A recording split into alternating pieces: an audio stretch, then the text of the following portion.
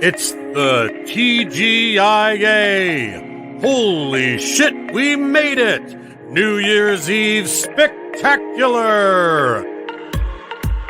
With special guests, Noah Lugeons of the Scathing Atheist, the audio uncles, Doug and Mark from the How-To-Heretic, co-host of Opening Arguments, Thomas Smith, comedian Aaron Cater, and Daryl Ray of the Secular Therapy Project. With appearances by Eli Bosnick and Heath Enwright from God Awful Movies, Chris Lemon, Adam Sherlock, Rachel Bush, and more. And now your hosts, Frank Feldman and Dan Beecher.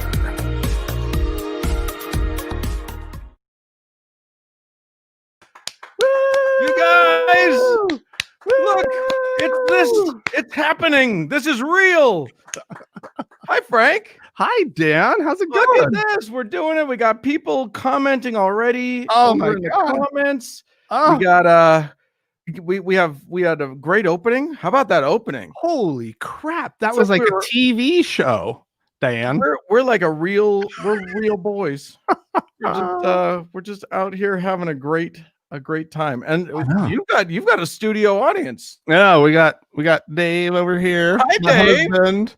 I'll say New hi. husband, yeah. That's Newlyweds. yeah, I know. You two are- If you ever need any marital advice, you can call on me. You're the ever- first person I think of, Dan. So Yeah, I know. appreciate that. I really do. Hey, I've done it twice now. I'm an old hand at it at this point. Yeah. That's what you look for. Someone with experience. Someone with Yeah. with lots of Multiple. experience. Multiple. Many different kinds of experience. You want Yeah. all of that. Well, in that case, I should talk to my grandmother. There, see? Six It's times. a family tradition. Yeah. Lots and lots of marriages. I think the more marriages, they say the more the merrier, don't they? Something like that. In Yeah. marriage? As in, like- Yeah. Merry marriage. Yeah. There you go. So here we are. It is the end of an era. The year 2020. Damn, what a year. Yeah. What's nice We about can this? say goodbye to this one. And Yeah. you know what? A lot of the world already has. Like, I was listening to the radio this afternoon, and it's like, yeah, they were talking about Australia being already in the new year. And Some of our listeners currently, some of the people watching us right Yeah. now are already in the future. oh, You God, guys, lucky how them. is it? Are you okay? 2021. It's already better. How's life in 20? Is it better? It's Oh, got it's to be gotta be. better, right? It's gotta be. There's no way it's worse. First of all, No way it's worse. it is Damn, my there's no understanding, way. and Dave can correct me if I'm wrong about this, but it is my understanding that viruses can't pass through year markers. Like once it's the new year, it's why we have to get a flu shot every year, right? Because the virus can't make it through, and, I it's see a some whole, nodding. and then there's a whole new group of viruses. Yeah, I think that's a valid theory. I think that's correct. Don't quote me on that. I'm pretty sure that's correct. We got a show coming up. Holy crap, Dan. Yeah, we should probably talk about what's coming up. Oh shouldn't we? my gosh. Things, people. We're gonna talk to some folks. We've created some dumb videos for you guys. They're really good. They're really good. Just really we're really killing it. Yeah. And we wanted to kill it with you. Mm. So we're gonna be passing midnight thrice on this particular broadcast. Yeah. So buckle up. We hope that you can stay with us for as long as you can. You're not required, but it's just every time you have a little bit of fun, here's the thing: there's more fun to come. More fun. We've 3 hours of fun. Yeah. Wild, crazy times, entertainment. Exactly. Man, 1 inch of beard for every hour of fun. Is what I didn't join you in that one though. No. Dan. That was not my thing. It looks good. It looks good. Like I literally, this is my COVID beard because yeah. because I can't do stage plays, and when I Right. do stage plays, my face is not my own. They tell me what what to make my face look like. So well, and this way you have like a clean. This is a palette that like any director can come in and they could do anything with your face at this point. They could just have tufts of long hair just wherever they want, and it'd just be like, you know, just the biggest mutton chops you can imagine. Oh, that would be good. Yeah. We got all. Do you remember that film that we made, and we had you in a stupid blonde, half of a blonde wig that was glued to your head for like 2 weeks? You had to go out in the public. That was I literally had like horrible extensions glued into my hair. Beautiful blonde hair, beautiful blonde, flowing blonde hair. Oh man, that was a good look. And you'd walk around with a ball cap, with this beautiful blonde hair flowing out. Maybe I should do it again. Maybe it's about time for me to get some extensions again and just really. I'll rock a mullet. We'll make it great. Yeah, no, that's good. Make mullets great again. Yeah, well, you have one going on, right? Not really anymore. I got my haircut for the show, for the program here. Oh yeah, we have the same. We go to the same beautician. Yes, and, she told me you were coming in after. Yeah, we both got our haircut yesterday. Wow, this is we're off to a really riveting. This is more of a Frank and Dan diary than a New Year's Eve party, Dan. Yeah. Well, that's what you're gonna get. The people know what they're gonna get. We're not gonna like tell you depressing stories about like what's happening in the news on this show. No, not on this one. No. You'll That's get that the normal show on Saturday when we release some depressing show. Oh, well, I want to put a plug in for something that we are doing tonight. Oh, dude, please. Which is, we're going to be having a lot of fun tonight, and we're having on all these fun and interesting guests and everything. But one thing throughout the night, we are going to just plug some organizations that we'd like to ask everybody, if you can, to maybe support. And you can find links that go directly to these organizations' donation pages. If you go to thankgodimatheist.com/give now, and that's something, like I said, we'll be plugging, and we'll probably get a graphic up at some point during the night. You never know. You never know what we're going to do. Amazing things can happen in the world. But some of these are the groups that we're calling out by name tonight. We have the Freedom from Religion Foundation, which of course, everybody's probably familiar with. They're the ones that fight for the separation of church and state. They're in the news. FFRF. We're awesome. Big fans. Big fans. Awesome. Yeah, huge fans. They're a great group. Also, Foundation Beyond Belief. They promote secular volunteering. It's an awesome group. So please give. And then we're having on Daryl Ray later in the show, and we'll be talking a little bit about the Secular Therapy Project.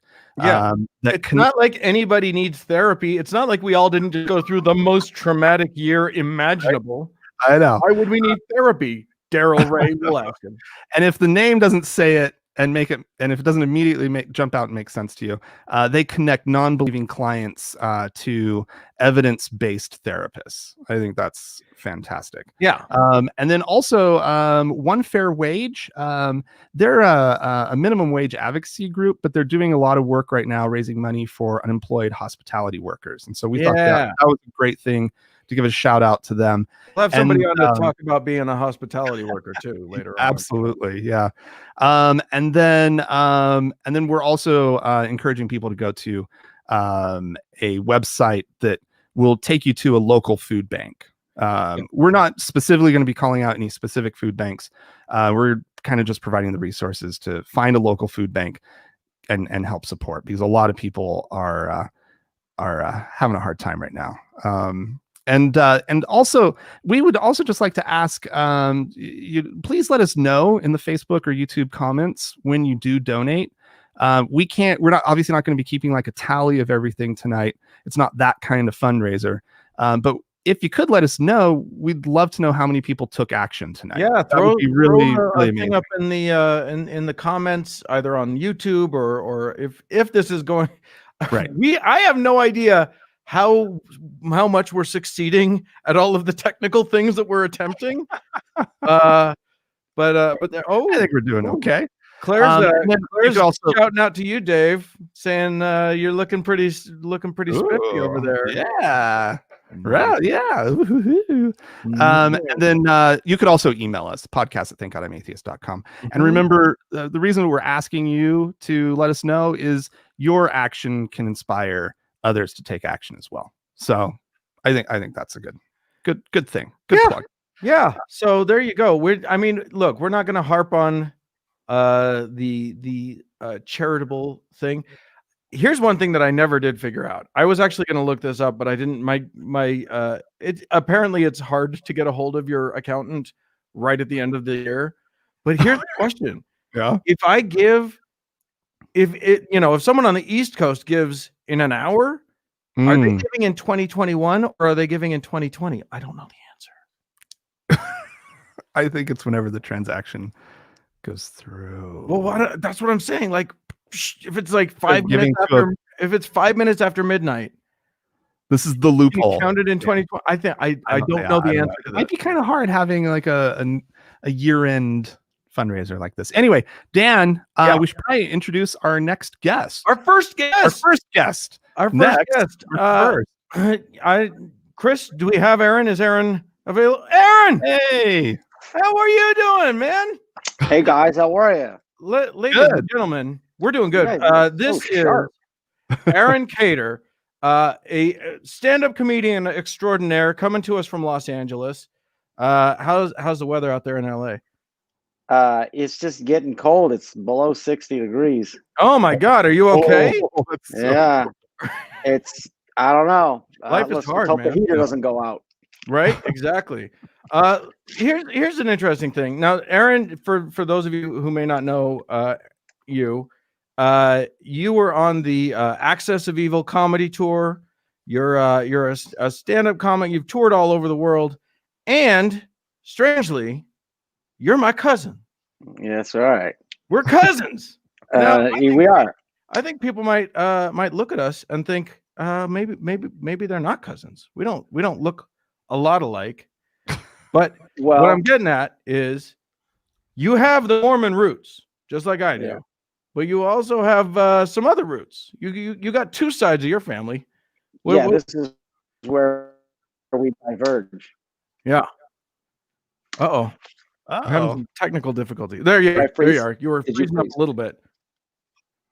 We're all freezing. It must be the cold out there in 60-degree weather that you're having. So tell us about your mom is related to my dad, but your dad is not was not a Utah Mormon. No, I mean he was actually born in Provo. Oh, right. Well, there you go. Perfect. But not born a Mormon, and his father was the immigrant. And long story short, my grandfather came and fought in World War I and somehow got put into a unit with all these Western kids out of Utah and Wyoming and Colorado and whatever. And he had to report back to his draft office, which happened to be in Utah. We don't know why. They gave him a big piece of land in Provo in 1915 or 18 or whatever year it was. So then he went back to the old country and got himself a wife, and then brought her back, and then everybody was born in the 30s and 40s, like immigrant Muslim style, in the other Holy Land by the other Dead Sea. That's right, exactly. So your grandfather was Palestinian, right? So I just there's got to be. Is it parallel? Would you say that Mormonism and Islam are basically the same thing? I'm glad you brought that up. It's been a long time, and I haven't been able to nail down whether Mormons are more like the Jews or more like the Muslims. I don't know which comparison fits the best, because Brigham Young's American Moses, and so then you'd start thinking it's a Jewish metaphor, analogy, whatever, parallel comparison. But then Jews don't try to convert people. Right. There's that. There is that. But then Jews are a culture and a religion, and Mormons are very much a culture, as well as a religion. They both are can fit. You know, it just depends on who's trying to make the comparison. But with Mormons, I mean, with Jews, they drink, they smoke. You know, there's Muslims, they smoke, but they're really strict about no drinking. Right. Obviously they love coffee and stuff. They're over caffeinated. That's why if you get an Arab who's like from South America, you know, there's tons of Arabs down there. You got over caffeinated, coked up Arab. Like Arabs are already anxious, high energy, over caffeinated people. Then you add cocaine to that shit down in South America. That's a fucking mess right there. You got a bunch of really crazy Lebanese in Brazil and or you know, that richest guy in the world, Carlos Slim down in Mexico, he's Lebanese. Wow. Don't try to bargain with those guys. You'll go into a vortex or something. Yeah, or a silk tie. You know what I mean? But it is weird how Grandpa ends up there. You and I, we sat down, we tried to talk about it, and it's kind of like, you know how Mormons do their genealogy, like my mom has. Arabs do their genealogy like orally, like you sit down with a cousin and they'll be like, Harun, listen, your grandmother and my uncle are brother, sister. And I'm like, I'm already fucking lost. Like I can't keep track of your uncle and my I don't like, but Arabs keep track of that stuff. Like, I don't know how they can do that, you know? But you and I sat down and I don't think we could still. Oh, I have no idea how we're related.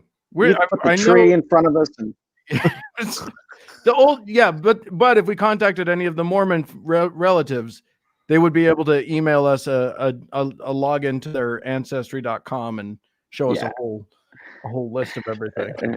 Well, that's where Mormons are more like, I wouldn't say Jews, but Israelis. Super organized, keeping track of everything, you know. I mean, I think that as we know, Mormonism is basically, we know that like the Mormons are all about the Jews who came to the Americas back in 2000 BC or whatever. And that's what the Book of Mormon is all about. Is that the Native Americans at least are Jews, and then Mormons call themselves. I think Mormons think they're Jews. I think that's the truth. They call they might Gentiles. Yeah, they call Jews Gentiles. Yeah, that's like that's funny. I never thought of that. Mormons calling a Jew Gentile. Some fucking kid named Cody out of fucking Midvale calling a Jew yeah. It's a ballsy move, frankly. Yeah, it is. They got a lot of chutzpah. Those Mormons. What is the difference for you when you visit your Arab family versus when you visit your extremely white family? Yeah, I don't know, man. Like the white people are more curious, I think, about the whole fucking world. Whereas the Arab family, especially, over there, because I have there's probably 2,000 of us in the US, but then over there's twice that or something. But it's still it's not like thousands and thousands, but it's still like a couple of thousand or more than that, between 2,000 and 3,000 over there that still live in and around the old village and are all interrelated and have kept track of the web somehow, because they still intermarry like second, third first cousins in a lot of cases still. I mean, it still goes on. My grandparents were first cousins. I mean, so that's the thing, is like when you're born into a Mormon family with Muslim Palestinian roots, like you got crazy Mormons on one side and all the really religious Muslims on the other. It's just a straight up one-way ticket to being an atheist, like atheist comedian, Yeah, 100%. Which side is more disappointed when they find out that you're an atheist? Yeah, that's a great one, man. Because have you guys ever heard this? Like when my mom came out like as an atheist to her siblings, there was this crazy illogical circular argument. They were like, "Oh, Nancy, there's no such thing as atheists," and she was like laughed. And have you guys heard that? Like, yeah, I've heard that. What is that? How do you explain that? It's just, I mean, it's a hell of a way to back out of to never have to think about things, right? Like Is it I don't basically know, like you couldn't be an atheist unless there was a God for you to not believe in? Right. Yeah, exactly. Is that what they're thinking? I think that's It's something exactly like right. that. Yeah, it's like, how do you know that you don't believe in astrology if there are no constellations? Obviously, Yeah. you do believe in astrology God because created atheists. because it exists. Yeah, I don't know. Yeah, It's a hell of a tautology, isn't it? it is. My mom got that from some of her siblings, but I don't know. In the U.S., it's especially now, it's it's grown, Yeah. and people are a lot more familiar with atheism. They know the difference between atheism and agnosticism or whatever. Over there, they're busy surviving. They're busy living under the boot of American foreign policy and Israel and Mhm. checkpoints and IDs. There's a lot of shit going on over there that they really cling to the religion. They're not really free to sort of go explore and figure other Right. shit out. It's hard enough, but they are super religious. It's a problem. And but my defense of Muslims always is that it really isn't the religion that's the problem. It's the culture around it, the culture that changed the religion to fit the things that they wanted in their culture. I mean, the Bible has a lot of killing in it. The Bible has a lot of slavery in it. The Bible has a lot of bad shit. How dare you? Yeah. So it's not like there's something in Islam that's inherently, violent or any more evil or violent than every other holy book. I mean, they're all equally as bloody. But I do want to remind everyone that you can't spell quarantine without Quran, and it is a really good time now to memorize, not just read the Quran, but memorize it, because it's really meant to be recited. It's not meant to be read; it's meant to be sung and as a song. So memorize it. Draw pictures from it. yeah. Draw good pictures of all of the characters in it. I want to start a movement to get my Muslim friends and Muslims everywhere to celebrate Christmas. There's no theological conflict there at all. No, absolutely. I have no idea why they wouldn't. I think it's a good idea. I think that's great. Can you imagine the war on Christmas? Like the war on Christmas. Now it's a fucking jihad on Christmas. Oh man. There you go. I just want Muslims to celebrate Christmas just to piss off the Fox News, yes, war on Christmas assholes. I love that idea. I love it. Let me ask, everybody walking around, big old Muslim beards saying "Merry Christmas" and everybody. That would be amazing. If you had a little 2 shades darker to your skin, you would straight up look like the local imam back in Shafat. There you go. It's perfect. One of our listeners to our show is a rabbi, and he said I was getting pretty rabbinical. You could definitely do rabbi. I think I got to go with this is old Mormon prophet right here. If I shave this off, I'm Brigham Young. Yeah. Just a Frank, are you Mormon background as well? Me? Oh yeah. No, totally. Yeah. Served a mission, did the whole thing. Oh, Didn't really? grow up in Utah. That's the one thing I've got. Yeah, he's Oklahoma Mormon. I'm Oklahoma Mormon. Oh. So are you for real? Are you still in Oklahoma? Experience. No. I live in Salt Lake. So, you're in Salt Lake now. Yeah. I knew a girl from Oklahoma, a Jewish girl. There's some Jews in Oklahoma. Weird. They have all the things there now. It's a very urbane state. Oh yeah. It's you wouldn't believe it. It's just I don't believe it. Just growing up and I'm the one saying it. Yeah, you've been to my hometown, so know. I have. It's true. Have you? Where is it? It's Fort Gibson, Oklahoma. Is that outside of a city? It's outside of Muskogee. Is that a city? It counts. Technically. Is it? Yeah. I think there's actual thing that said 10,000 population until you have to get to a certain population to be considered like an actual city. Oh, Muskogee counts then. But it's kind of outside of Tulsa. It's northeastern Oklahoma. Yeah. And it was a rural Baptist town, and with 5 Mormon kids at the high school. It was awful. Really? Yeah, it was awful. It was a horrible. There's not a lot of Mormons in Oklahoma? No. Really? Not How for did lack your of family end trying. up there? Yeah. My parents bought a mobile home park. We lived in Oh. California before that, and my dad had some weird midlife something or other, and instead of buying a race car or a sports car, he bought a trailer park. It's Where in California? Like Modesto, Manteca, that area, Central Valley. Right. So sometimes that explains stuff. Yeah, oh my gosh. Well, if you had to go home, would you rather go back to Central California or Oklahoma? Neither. I'm happy in Salt Lake. Like I found my place in Salt Lake. Yeah. It could be really fun there. But that is crazy. That is inexplicable. That's almost as like hard to wrap your brain around as like a Palestinian ending up in Provo in 1920. Yeah.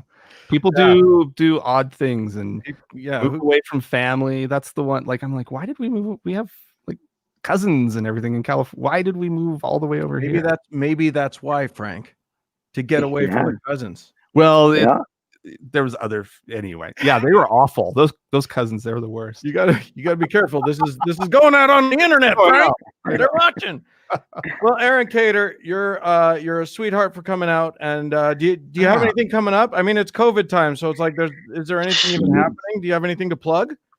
I mean, no. My wife's been able to work, but I can't do shit. And I didn't mind wanting to be a dad, but I didn't want to be a fucking mom. You know what I mean? So I'm over here chasing these midget rugrats around, these fucking 5-year-old and a 1-year-old. And like, you're a busy man. I'm ill prepared. I'm damn near incompetent to do this. I've given up. I don't even have feelings anymore. I will punt that little 1-year-old. At some point, I am just losing my head here. I mean, I'm cooking a lot, and I do like to cook, and I try new things and stuff. But I'm not going to start a fucking Etsy page about it. You know what I mean? It's huge on food TikTok. What are you talking about, man? Oh yeah, you should do that. Yeah, I should be doing that shit. Daddy food TikTok. It's the wave of the future. Yeah, it's true. You can alternate between Mormon dishes and Palestinian dishes. You can do a hummus one day and a funeral potatoes Jello salad the next day. Hey, yeah, people don't know about funeral potatoes, and they are special. It's really delicious. Well, Aaron, thanks so much for coming on. We appreciate having you, and God bless you guys. And have a great new year. Yeah, happy new year. Yeah, thanks for having me on, man. It's I wish I could see you guys in person and party soon. Hey, next time in Jerusalem. Isn't that what they say? Inshallah. Yeah. Next year in Jerusalem. All right, guys. Enjoy it. Happy New Year. Happy New Year. Oh, well, that was great. That was wonderful. My cousin.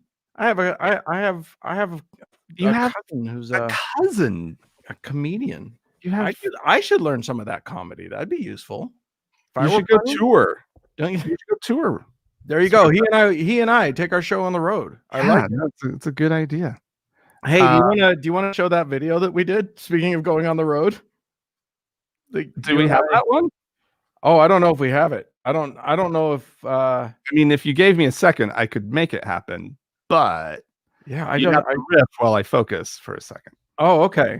Well, I mean, I'm talking about the video that we made. Oh, okay. Yeah, we did have some technical difficulties right before we went on air, so I don't know what we have available to us and what we don't. So Frank, are you preparing this? Are you gonna upload this thing? Which one are you talking about, Dan? I'm talking about the Salt Lake City landmark that we were gonna introduce everybody to. The garden. Yes, I know which video you're talking about, but okay, it's not ready. It's not ready. Never mind. We will. That's fine. That's fine. We don't need to introduce it just yet. Man, it is a crazy time. Frank's sending me messages, you guys, and he's saying check your schedule. And I'm looking at the schedule. I'm literally looking at the schedule. Oh, do you mean the online schedule? Because I've got the little post-it with the schedule, but I don't know if you've made big changes. No, I didn't make any changes, Dan. Okay, it's just not coming up yet. I'm having a hard time seeing it too, though. When is that scheduled? Oh yeah. Oh, Dan, you're right. It is coming up right now. I know. That's what I've been trying to say, but it's not ready yet. Okay, so I could actually play it. Here, one sec. Oh, okay. Chris, are you ready for Frank to play it? Yeah. This is. And you just have to riff for a sec. I'm riffing, baby. We're all good. I'm gonna say hi in the comments. By the way, I saw a few. I've been seeing a bunch of comments that I wanted to say hi to. Rachel Frost said hi, so I'm going to say hi to Rachel Frost. I saw her. Hi to all. Man, there's so many people names that I recognize on there. So hi to April. Hi to let's see.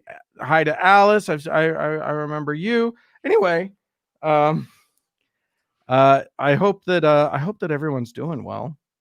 Taru, hello. Hi, Taru, you stay up late. You are a late stayer upper, and I appreciate it. Okay, I have it loaded. You do? It's going to be a pretty hard cut, so that's all right. So this is a little video. We wanted to show people some things in Salt Lake. Sorry for the confusion. So we went to a special kind of landmark place that here in the city. So if you just cut over, Chris, I'll just press play. Thanks, Frank and Dan.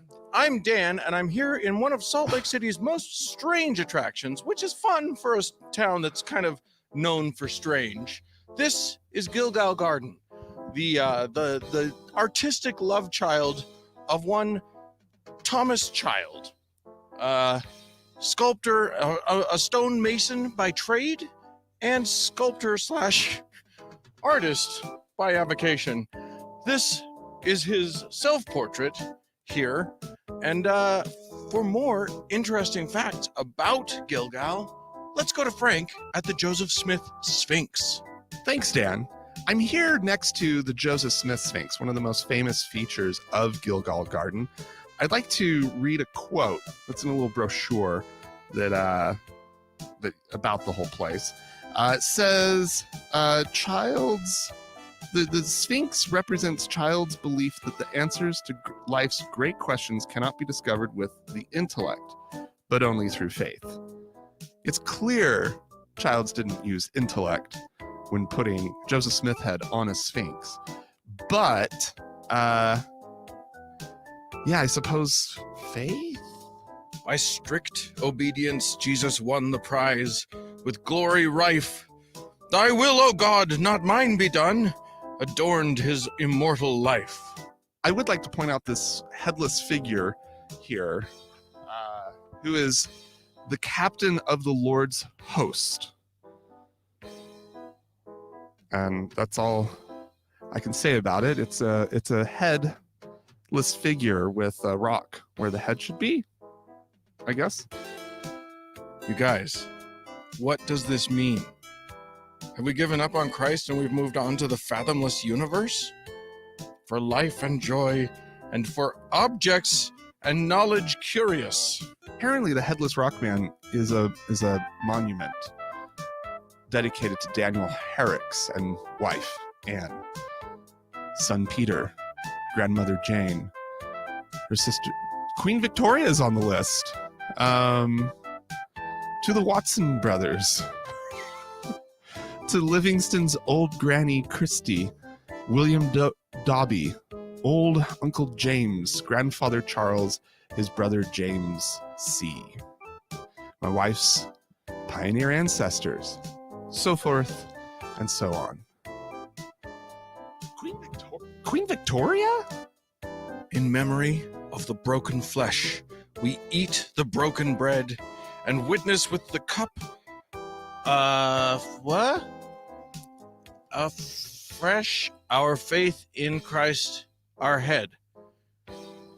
Christ gives good head. These sculptures represent the 4 books of the Mormon faith. You've got your Bible here at the base. Then you got your Book of Mormon. Now, if you read that, you will know exactly the same amount about what Mormons believe as you did before you read it, but you'll be sleepier because it's a terribly boring book. Above that, you've got the Doctrine and Covenants. That's what Mormons really believe.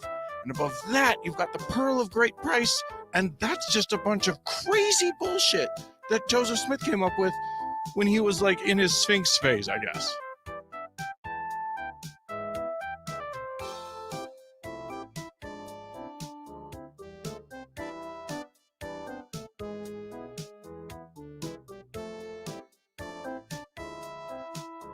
You know, for a man who literally immortalized himself in stone, it seems a little strange to go with vanity of vanities, all is vanity. Come on, Ecclesiastes. Mr. Child, I think you are being a little silly.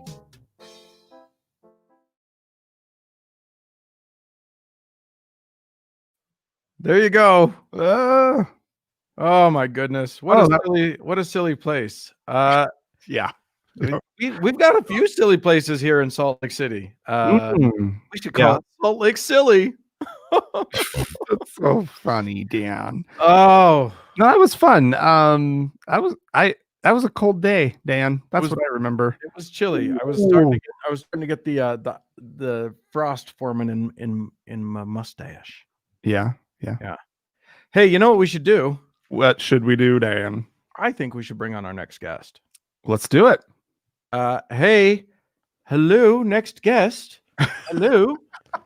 It's Noah Lugeons. Hello. Noah, how are you, buddy? I am 20 minutes away from great. I get to not be in 2020 earlier than you guys. I know, you lucky sumbitch. Oh, it's been I'm here to ring out the old year, right? Yeah. And I want to apologize in advance to everybody watching. On and off, it sounds like I'm in goddamn Verdun. So if you hear, I'm not under heavy mortar fire. I am under heavy. That's why I can't show video right now. I don't want to give away my exact location. Right. Yeah. Right. So apologies in advance. Explosions at any minute now. Oh. I had some fireworks here, like at 7 o'clock. I don't know if there will be more at midnight, but apparently people were getting itchy fireworks fingers. Ours happened at 8, like right on front of our window. Like it was awful. The dog fucking lost his mind. So yeah, but did you go and watch at least? No, I stared out the window because it was really just right outside the window. I just glared at them. Okay, well there you go. It's children in the neighborhood I don't really care that much for. Yeah. So. There you go. Well, Noah, you are the host and creator of many a podcast. Oh, yeah. You started Scathing Atheist not long after Frank and I started Thank God I'm Atheist. Like I think it was like a year after, maybe a little bit more than that. Yeah. So we're like grandparents of, like, in podcast years. That's got to be like, that's like 50 years in podcast. Oh yeah, I mean, so we've been going. I think this is going to be our 8th full year. I think we're going into 9 now. Yeah. We just completed our 9th, didn't we, Frank? Yep, that's correct. Okay, yeah. So I thought it was something like that. I thought you guys were right around 50 when we started, or so. Mm-hmm. Sounds about right. I think you guys started right around the same time Tom and Cecil started, if I'm not mistaken. Yeah. Oh, that may be true. I actually don't know when they started. They predated us a little bit. They may have. They may have been like a year ahead of you guys too. Yeah. I can't quite recall. I remember. So when I first started, you and Tom and Cecil were the old, like, you guys were the old guard, right? Because you'd been around for a full fucking year. And let's face it, look, in podcasting, the podcasting universe, especially back then, if you made it a year, that was a long time. Oh Yeah. man. Right? If you were still putting out episodes on a regular basis after a year, because there was no way to make money or get ads, there was no Patreon back then. It was impossible to get anything. You're not even going to recoup the microphone you bought, let alone anything else, right? Yeah. Yeah, It's totally. it was a nightmare. Here's a funny thing. At about that year mark, Frank and I thought we were such old hands at this thing that we had to do a stunt, which is when we did our 2-week-long road trip through the South. Yeah. I still can't imagine. I don't know what we were thinking. It was fun. Like, we had a great time. We met awesome people, but like, how did a year into it, like, who did the hell did we think we were? I interviewed you guys right after you did that. That was the first time we ever had you on Scathing, I do believe. Wow. Yeah. Awesome. Oh my gosh. It was that was man. So you've been doing this almost as long as we have, and you do way more of it than we do. So maybe you're in a unique position to help me with this question. What are we doing? Why are we doing this? Right. Well, okay. So here's the thing that happened for me, and I can't speak for you guys, but I have to imagine it was something very similar to this. Okay. So you guys are in Utah. I spent most of my formative years in South Georgia. When I started my show, I was living in New York City, but I spent a lot of time in South Georgia with this feeling that I was the only sane person in the world, right? And in New York City, although it's a much more secular place, it's still not a very skeptical area, right? And you run into every kind of wacky ass religion there is anywhere in the world, and every degree of that religion that there is anywhere in the world, right? Yeah. You don't see the same type of religiosity as you do in South Georgia or in Salt Lake City. But let's face it, New York City has its own unique issues with religious extremism that no other city in this country's ever had to deal with. So you see a ton of it there as well. And I think when I started the show, it was because I had shit on my chest that I had to get off. I was pissed. I would be in the elevator and I would hear somebody talking about going to their chiropractor and how, oh, you got to see my naturopath. And then I'd get out and I'd be on the subway and I'd see an Orthodox Jewish father yelling at his daughter for reading a book because women aren't supposed to read books and shit. And like all of this stuff just piled up and I had to scream about it. And who do you scream to that? Like my wife over and over and over again. I would yell about this stuff until she said, hey, here's a microphone and a book called How to Podcast. I bet other people would like. So, when I first started, it was because of that. It was because I needed to get this shit off my chest. I needed to yell about this. I needed to let other people in the world know that they're not alone if they find this insanity to be insanity. And then after a few years of doing it, after a few years of hearing from those people that took the time to listen to me get that off my chest, I stopped it. I was no longer doing it for me anymore. I was no longer talking about my frustrations. I was talking about theirs. I was no longer dealing with whatever my issues were. I was dealing with whatever I was seeing in my inbox, and I felt like I had to keep the voice going for them. Yeah, I totally get it. And that's kind of the thing, right? Like this is we're all making some money off of this thing now. But that's not what keeps me going. I mean, we're not making Scathing Atheist money over here. Any little rickety thing we got going, but it's the connections to all of these people that keep writing into us and saying, hey man, this is meaningful to me.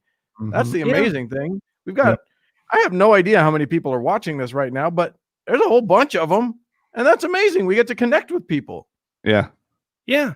Right. Well, the first time we ever did a live show, it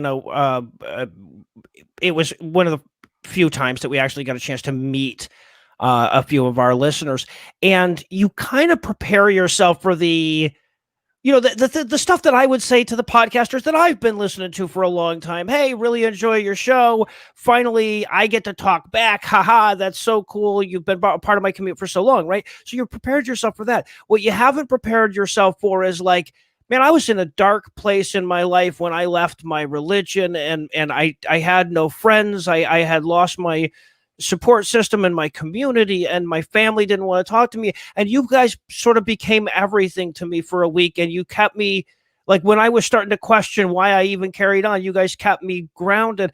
Like that kind of stuff. You can't prepare yourself for that, you know? Yeah. Or at least I can't. I've been through it, and I'm still unprepared for it whenever it happens. Yeah.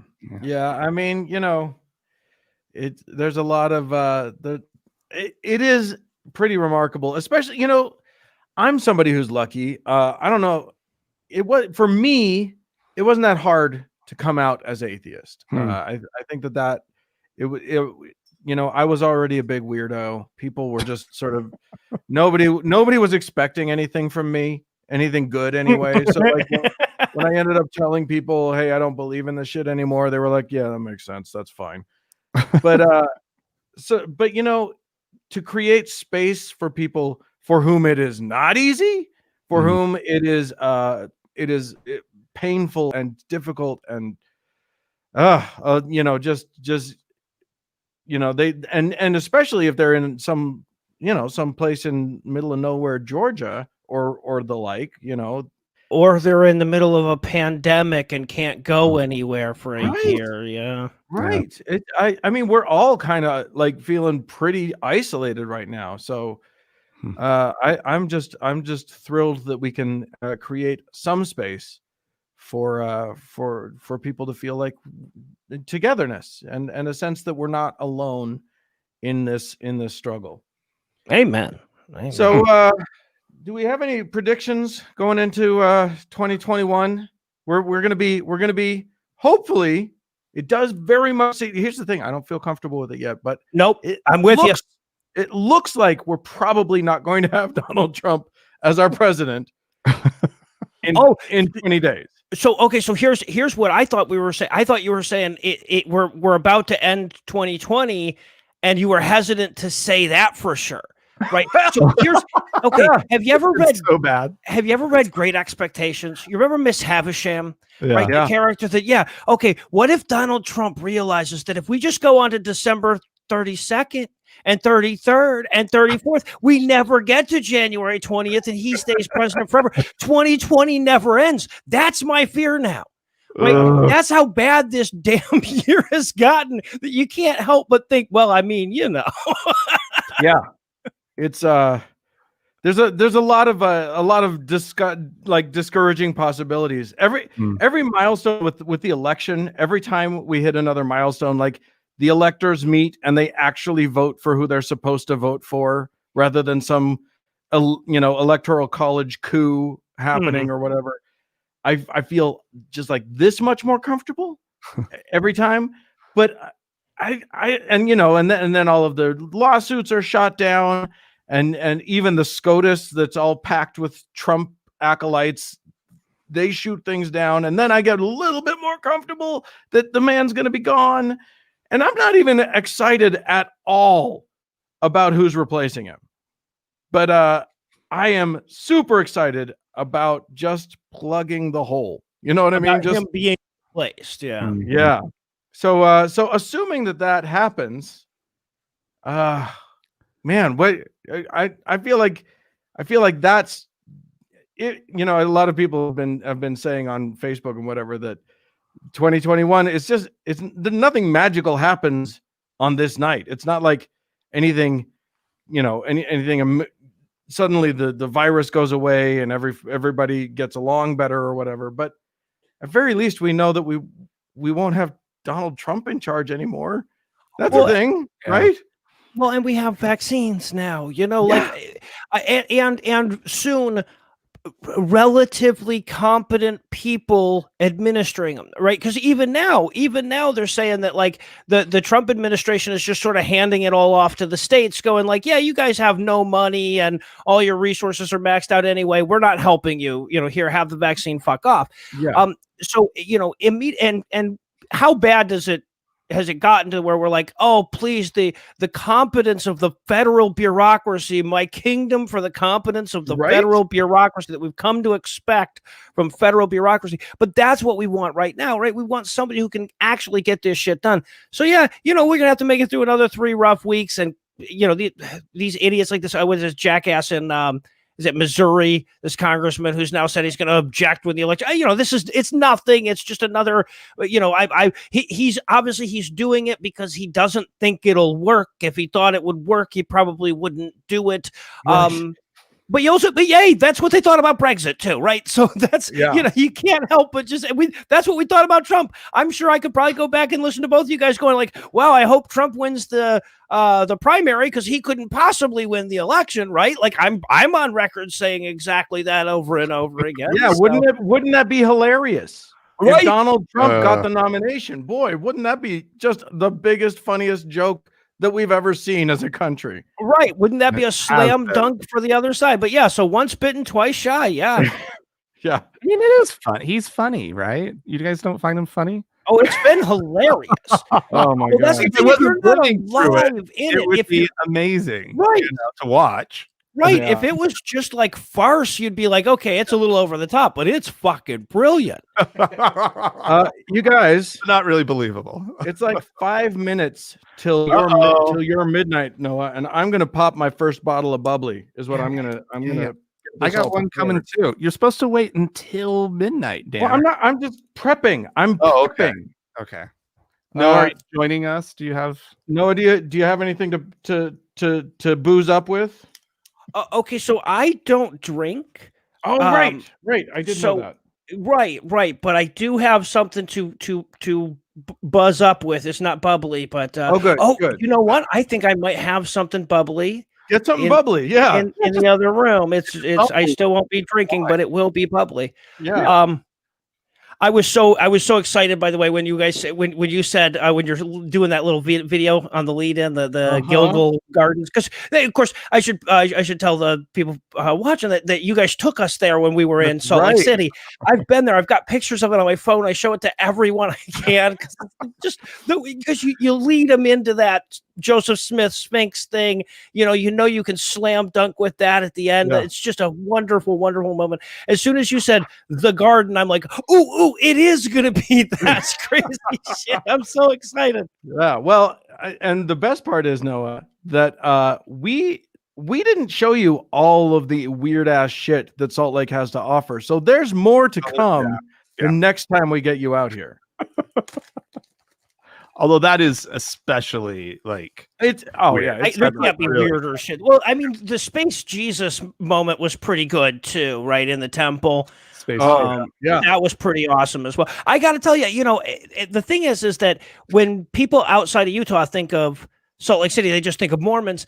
I had no idea how gorgeous a state it was and everything. So we came out. We didn't give ourselves any time to really tourist around it. I've been dying to come back ever since we went. Yeah, it's we're awful fond of it.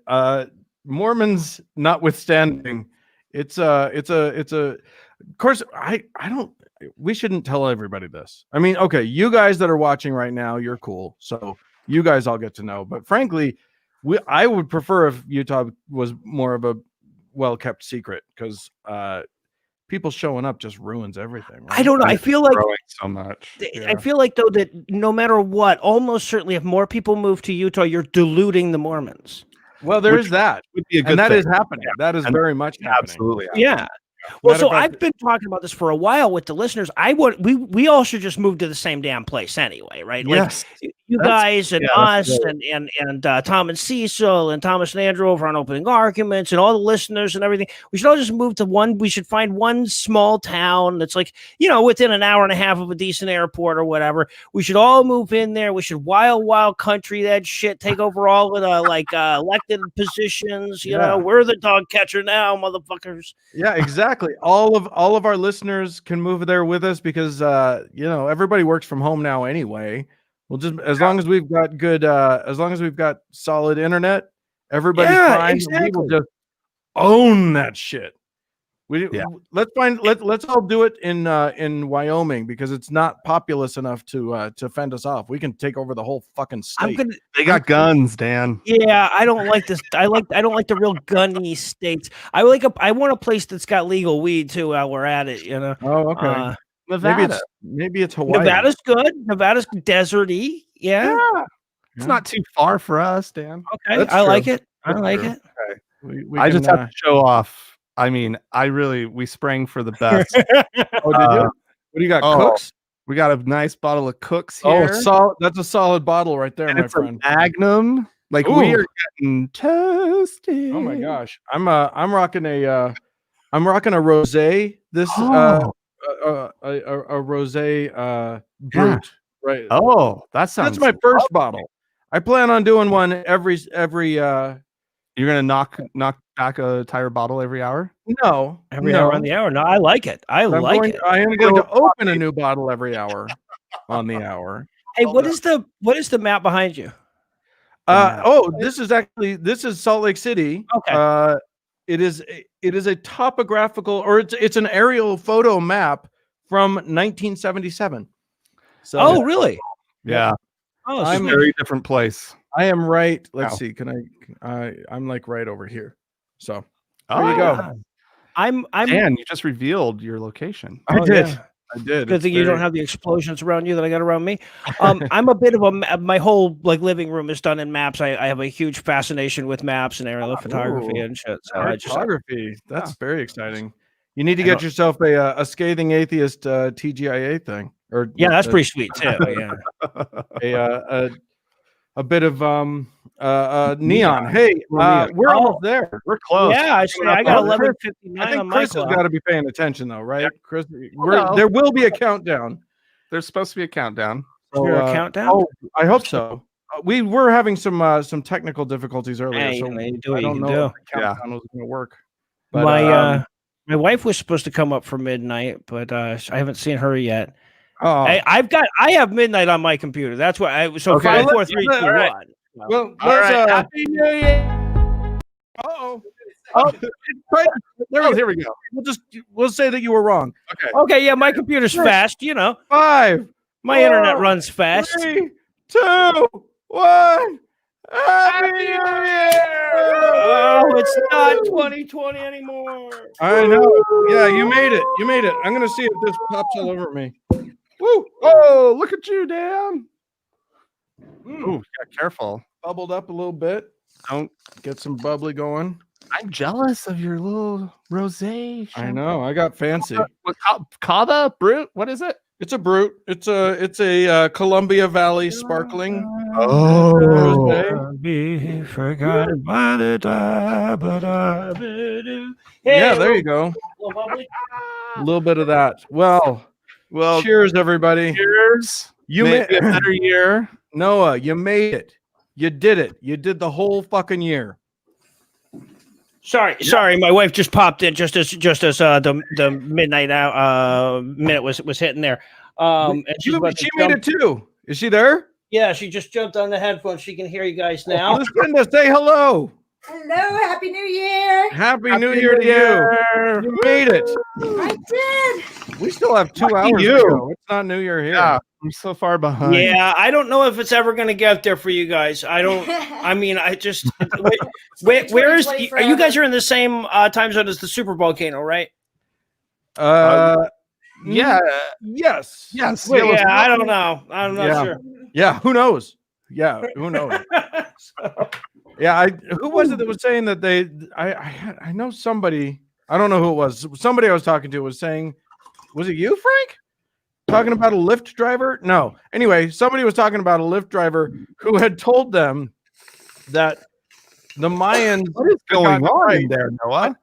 After there was after the Gregorian calendar shift, there was a big mistake. So what we thought was 2012, the Mayans calendar was actually 2020, and this is the year of the apocalypse.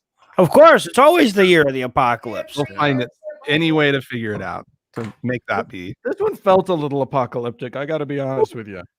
Okay, so like if 2012 had been like this, or if like 1999 had been, if one of the apocalypse years had actually been like this with the plague and everything, it would have been that much worse, right? Okay. I'm sorry. I gotta throw a little love to that clip there. Utah's actually celebrating 1981 today. Oh my god! 1984. The whole country's in 1984. Yeah. Or at least we're trying not to be. So there you go. Oh, well, no illusions. congratulations on making it into the next year.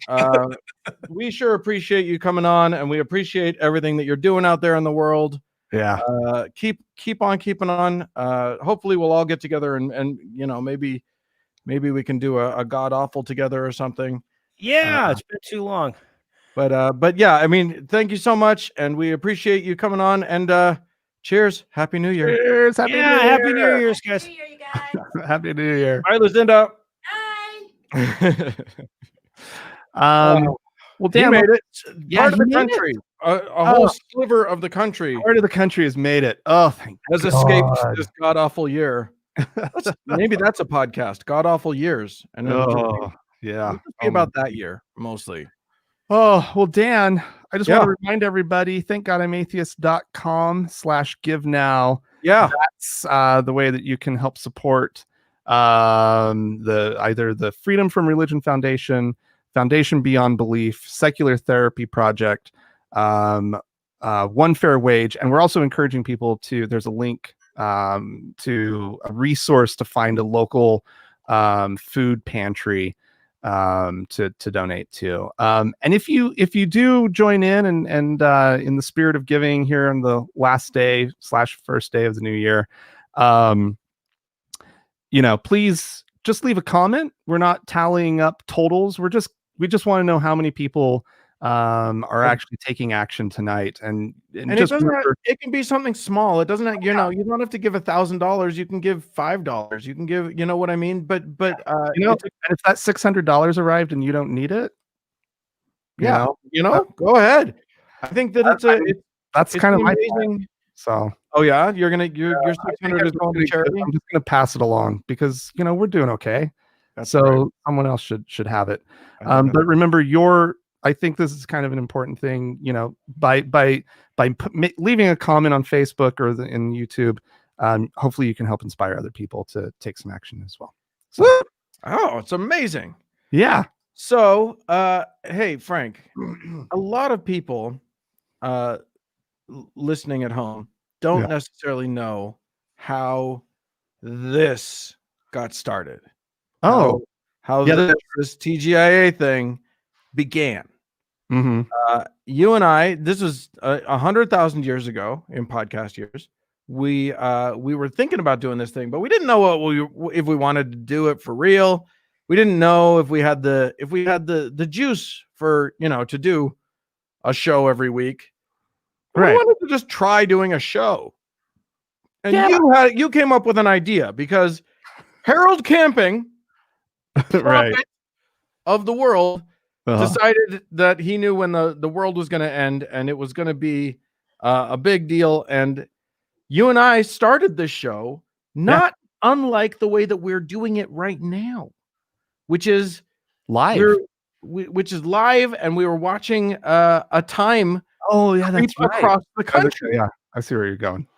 And one of the things that we did was we had a caller call into us claiming that he was from a different part of the country ahead of us, right? And that he was seeing the apocalypse before that we were missing. Yeah. And that someone, I hope, is here with us now. Chris Lemon. Chris Lemon, are you here with us, Chris? Get on in here. I forgot about that. Chris Lemon! Hi. How are you? Oh, how are you doing? I'm so good. Good. You're like one of my favorite people. I love you both very much. Oh, Christopher. Here's the thing. You have co-hosted this very show a number of times. Mm-hmm. But we've never, the three of us, you've always been filling in. Yeah, so for the three of you. us have never done this before. We've never been a threesome, which I think is sexy. It's kind of hot, really. I mean, Dan, I've only been waiting since 2004. Right. Well, the day you met. Tonight. I don't know. You weren't expecting the beard to happen. Yeah, that's new. I like that. What's it all about? What are you thinking about it? Just what happens if you just stop caring about everything in the world is that your beard gets really long. As a matter of fact, I do. I had a very similar experience this year, believe it or not. Yeah, weird. Why would that have happened this year? What a weird coincidence. Oh, what a doozy, huh? Oh, Actually, you've had a really cool year, have you not? Yeah. Some really awesome milestones for you, if I'm not mistaken. Yeah, you know what? It's really crazy because it's been this year of like constant outrage, constant trauma, and I got a master's degree. And What? yeah, and I got a dream job like that I absolutely fucking love. Oh, congratulations, Chris. Amazing. It's fantastic. I'm You know, and good for you, you know, like Frank, also, you know what I'm enjoying right now is that it's like a holiday rave at your house. I know. Just And hey, look who's in the background. I know. My new hubby. Hey, Chris. Oh my goodness. Y'all are married. That's precious. We got Isn't that amazing? Yeah. Crazy When we all met, here's the thing. When we all met, that wouldn't have been possible. That happened so fucking recently. Oh yeah. The possibility of you two getting married. That's crazy to me. I know. Well, and honestly, when I met both of you, it was Amendment 3 in Utah was happening, where they were amending the Constitution to prevent it. Yeah. Yeah. So that was actually when I met both of you, really in that time frame. Yeah, that's nuts. Mm-hmm. That's nuts. Yeah, I remember going. Yeah, just I don't know if people know this, but the Mormon Church is they're a conservative institution. I've heard that. You heard that? Does that sound fair? I feel like it's fair. Oh my god. Oh, Chris. So you're a social worker now. Yeah, a clinical social worker. Yeah. So and a licensed one at that. Are you a licensed clinical social worker? No, I'm a certified social worker. So I still have like another 2.5 years before I get to add that L at the front. Oh, okay. I don't know the process. I'm sorry. I hope I haven't embarrassed you. I'm mortified. Man, I'm clicking off of this. Oh no! How do you get? I'm 2 Gen X. How do you get? How do I get off of here? No, we're the ones that know how to do it. We just resent it. We just resent being asked. No, I don't know how to do it. Well, you're here. You're I know, and it caused some anxiety. And I clicked on the wrong link. Actually, when I first sat down to do it, I clicked on this link, and it was like a video tutorial of how to enter it. And I was like, I don't need all of this. I just really wanted the link. It knew, Chris. It was just like, oh, nope. Yeah, this one's not getting in without some help. We're gonna make sure that he gets some help. Oh, so what have y'all been discussing tonight? What have I? You haven't been watching the show this whole time? You know what? I'm going to tell you all something. I don't listen to podcasts. I don't. It's over. Just I know. I don't. You've been on podcasts. Yeah. And then you don't listen to it. I don't enjoy the medium. Frank, he's a podcaster, not a podcast-e.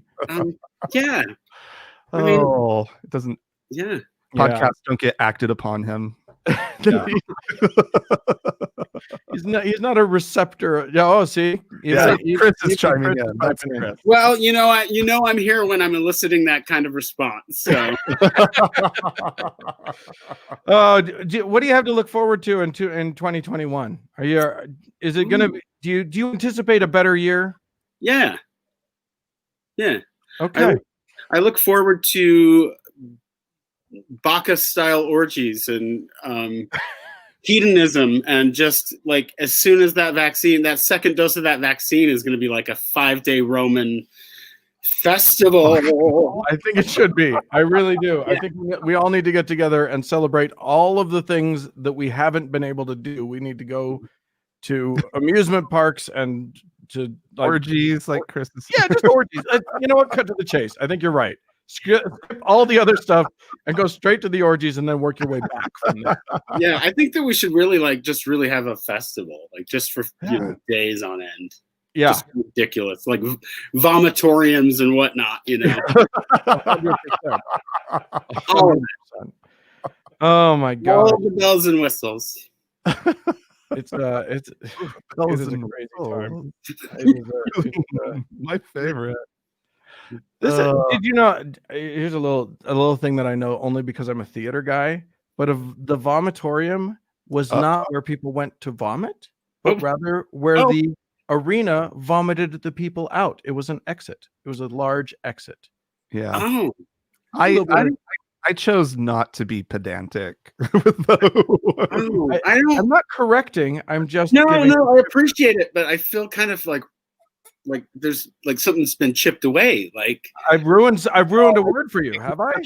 It's such a great idea that the Romans the problem is they would dip quills in oil and then like force themselves, and they would like be laid about, right, as they're eating their meal, and they'd be like right, like and they would have vessels that they would throw up in. This is my understanding of it. Okay. Yeah. I imagine just a lot of reading, like, but yeah, wasn't the vomitorium. Yeah, Dan's right. Everybody, vomitorium. That's a little bit of ancient architecture news for you all. Wow, Dan. Oh yeah. Well, Chris, when we spoke, you said that you wanted to stick around for our next guest. Well, would that be weird? I don't think so. I think make it weird. Yeah, Listen. I think scheduling the two of you back to back made a lot of sense. Yeah. We're gonna give me that title over Frank. Okay. All right. The screen says it, Dan. So well, you can't argue with the screen. The screen is God. So yeah, our next guest is someone that Frank, you and I had on the show very early on in the show. Really early, yeah. He's been a friend of the show ever since.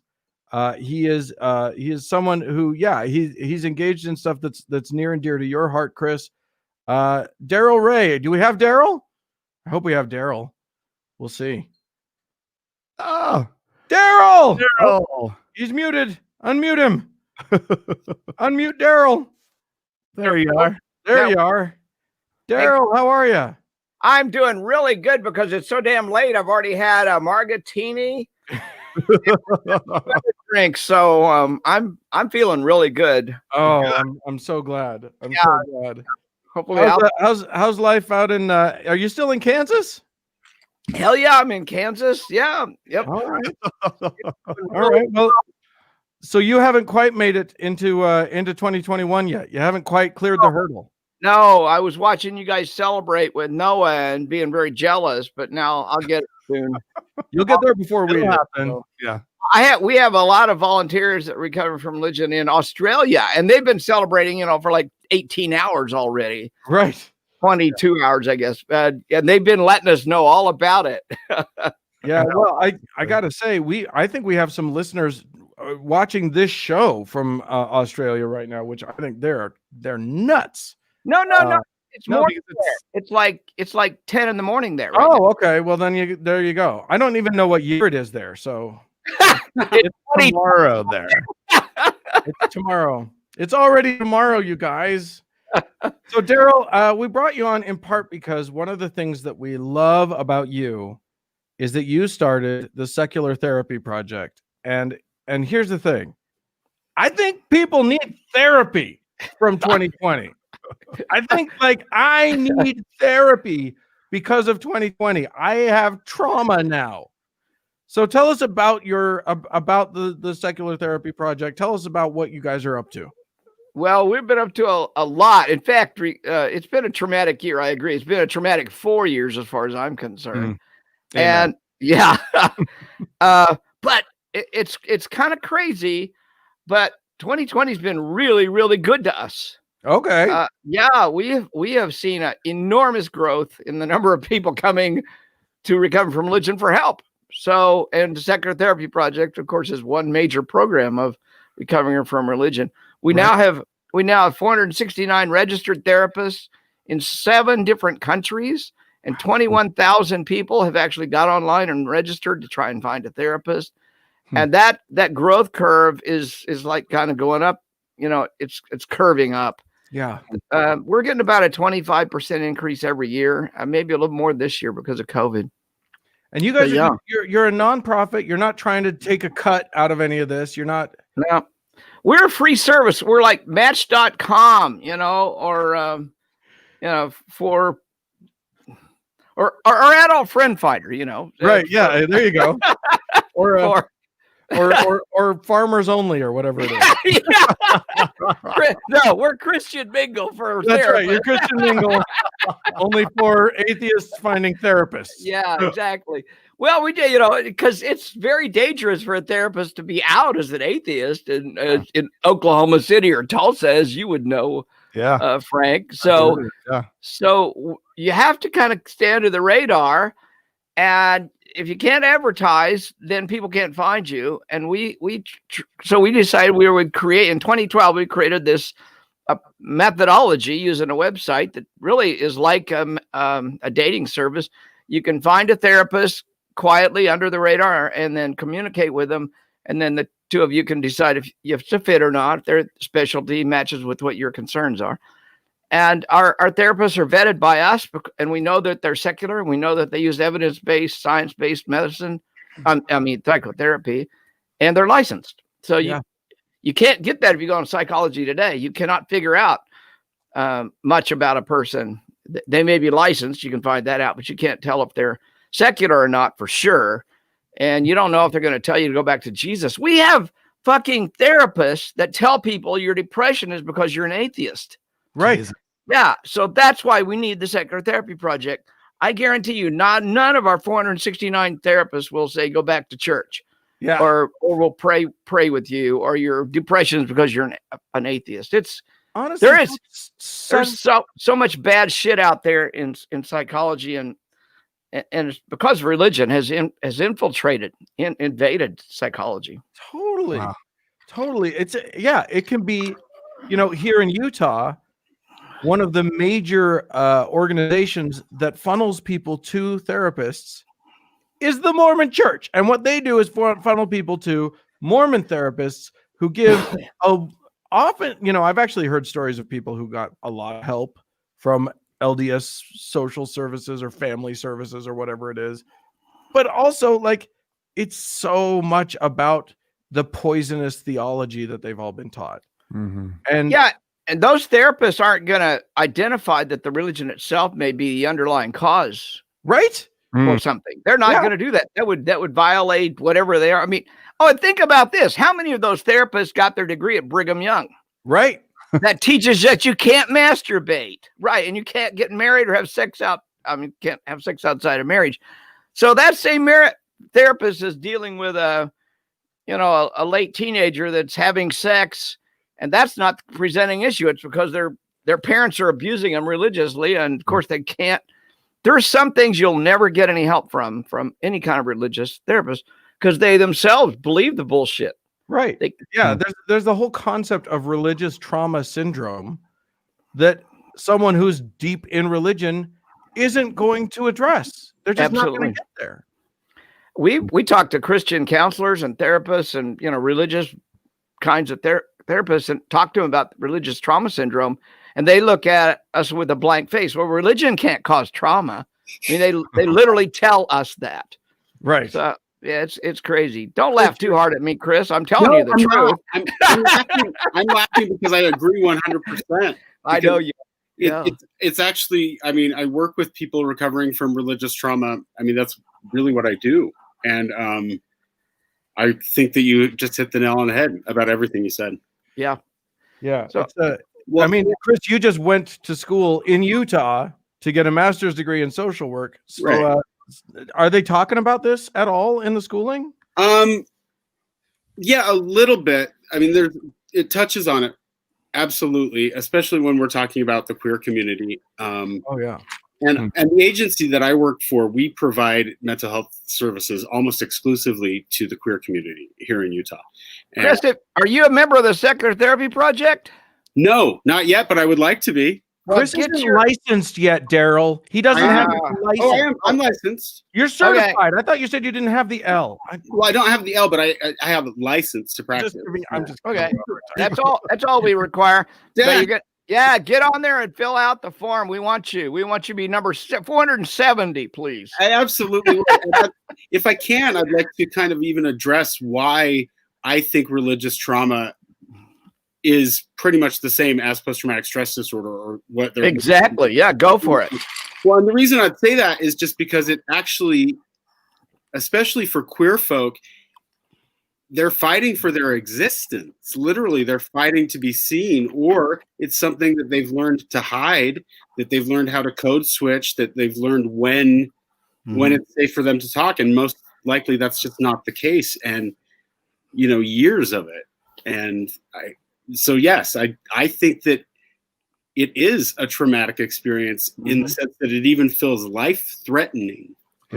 It is life-threatening in some kids. Yeah. Thank you for reframing that. I agree 100. You got a gay kid, 16-year-old. We get these calls all the time. It's crazy how many calls we get from Utah. And they're basically saying, why am I laughing? I shouldn't laugh. It's horrid. Well, it is horrid. And these kids are saying, if my parents find out I'm gay, they're going to kick me out and I'll be on the streets. Well, I've read that 40% of all the homeless kids in Utah are gay. Yeah. There's a reason for that. Trans, or, or trans. Someone who's going to be expelled from their home for being who they are. Yeah. Yeah. That's traumatic to a kid whose entire livelihood depends upon the safety of a protective home and parents who say they love you, but they're going to kick you out of their home. Yep. I mean, the mixed signals here are so confusing. It can't help but cause crossing of the wires in this kid's brain, which we call post-traumatic stress syndrome. Yeah, for sure. Yeah. Oh, it's a wild and wacky world. And I'll tell you what, the isolation that we've all been feeling because of COVID, the fear that I've been feeling because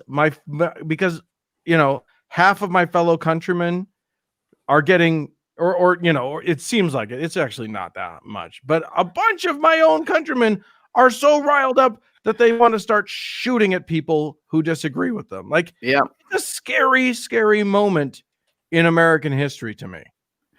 Yeah, I totally agree. And people do. I mean, I think people need, I don't think everybody needs therapy, but I do think everybody needs to pay attention to their mental health. And they need to acknowledge that this is not normal times and we need to take extra precautions about our mental health. I even actually did a whole video right when the pandemic started. I did a whole video on how to stay mentally healthy during the pandemic. Go back and watch it. Now you tell me.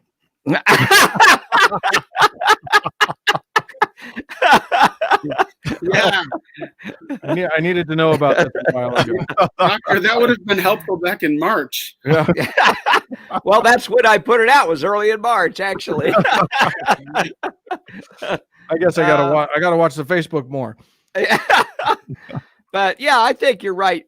But that one of the good things that's coming out of COVID is it's forced our legal system to open up around therapy and allowing therapists to actually have therapy online or by phone. You don't have, you still have got state legal restrictions. You can't, generally speaking, go across state lines, which I think is still bullshit. That's weird. But at least I don't have to get in a car and drive 2 hours to a therapist in the same state as me. I can get on the phone or I can get on Skype or FaceTime and actually engage in therapy. And so a lot of therapists are doing what's called telehealth, by video now. So if you need some help, if you're feeling isolated, if you're, depressed, then get some help and get online and get it done. Yeah. That's my words to you. Honestly, but I have to go back and say how early story with Frank and Dan on that crazy. I was watching when you were talking about that crazy trip you two did. Yeah.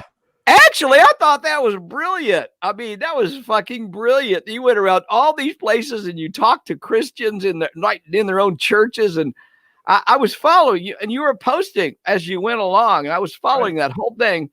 And then I see you guys. I don't know much about you, but a friend of mine named Cole had come to me one day and said, "Hey, have you listened to this new podcast called Thank God I'm Atheist?" And man, my ears perked up and said, "Who are these fuckers? I gotta know them." And not long after that, Cole pointed out that you guys are doing some kind of a tour So I started following you. I think you were in the middle of the tour, and I contacted you and said, "Hey, why don't you drop by Kansas City?" And you hadn't even planned on coming by, as I recall. That's right. And it just happened to be when I was giving one of my big parties at my house. Right. And we had like 100, 120 people here that you guys got to meet. And you brought T-shirts, and you gave me a Thank God I'm Atheist T-shirt. I love it. Somebody stole that shirt from me too. What? I've never. Yeah, Somebody new one. literally Oh, yeah. lifted it. Yeah. Remind me, and we'll email me your address, and we'll get a new one sent out to you. All right. Well, great. Anyway, I had really fond memories, and having you guys there at the party, and you slept in that my middle bedroom. I remember both of you sleeping in that middle bedroom. And anyway, great. And what a sweet thing! It was actually delightful for us. It was a highlight, by far the highlight of our trip, because we got to meet. So this party that you threw, it was all secular people. It was you invited like the local group or whatever. I don't know who, but so many great people. Yeah. And we got to meet everybody, and then they all camped on your property. Yeah. And right. and then we got the inside. Oh yeah. Yeah. Well, luxury accommodations. You were my special guest, and the special guests always get a bedroom. Yeah. Next time, if you're not my special guest, I'll stick you in a tent somewhere. It's okay. They have hotels in Kansas City. Yeah, when I give a party, it's almost always at least 100 people show up. Of course, they always bring their tents and camp out because it's like a weekend long event.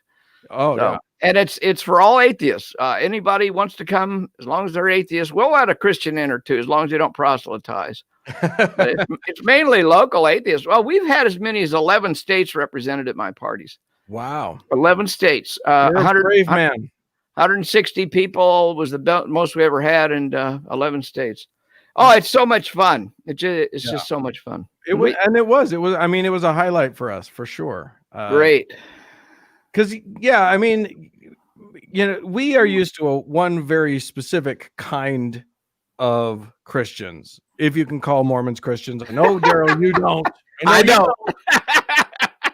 I was earlier called the pedant of the show, but I think it's I don't differentiate just because I don't fucking care. If you all believe in Jesus, you're all Christians, and you're all, they all have fucking crazy beliefs anyway. Anyway, we're used to one kind of crazy religious people. But yeah, going through the South, it's a different brand. You got a different brand of crazy religious all throughout the South, and your neck of the woods was no exception.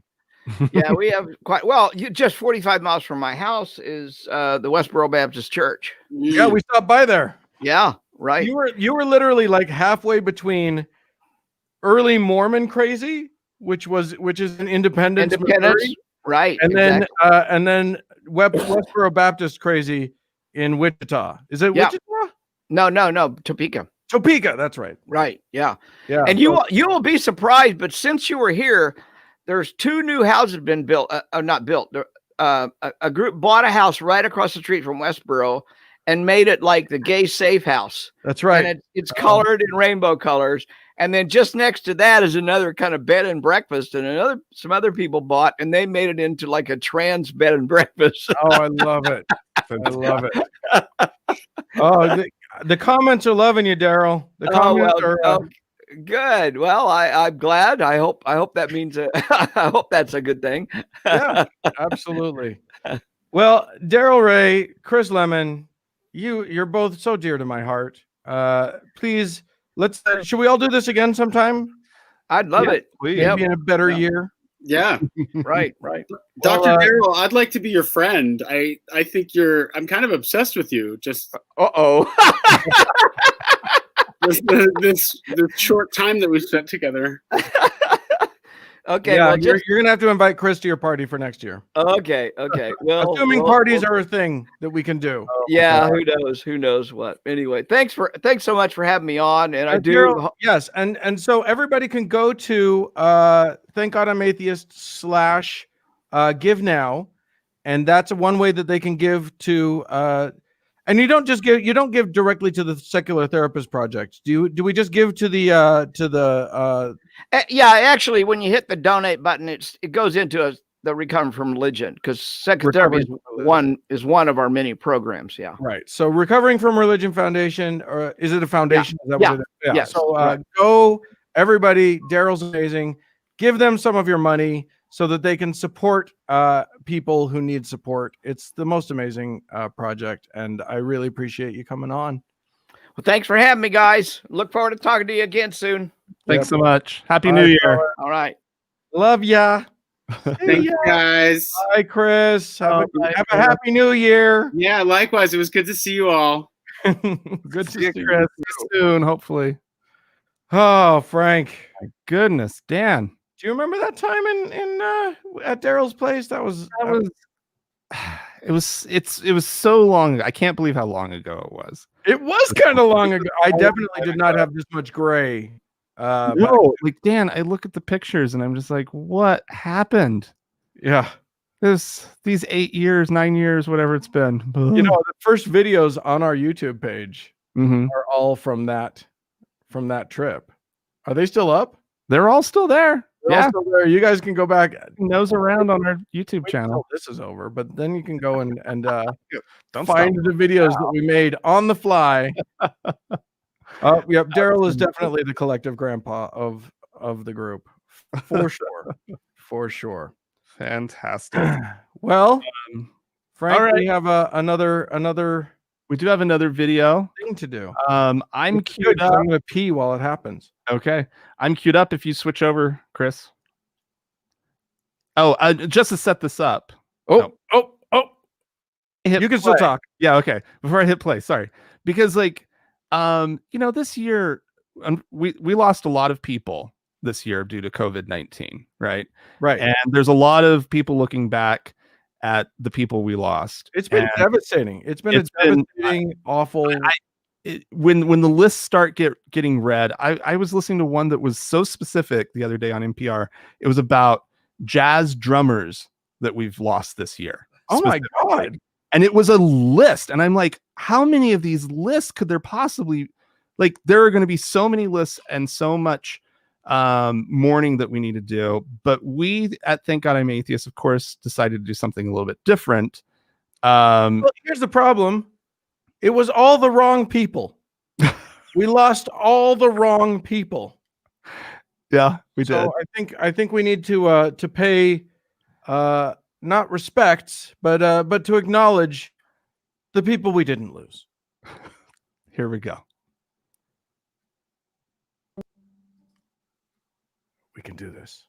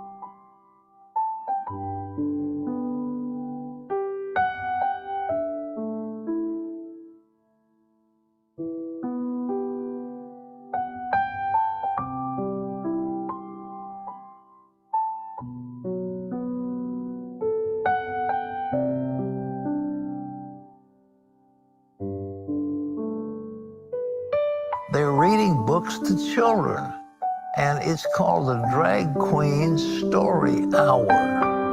Well, you better get outraged about this.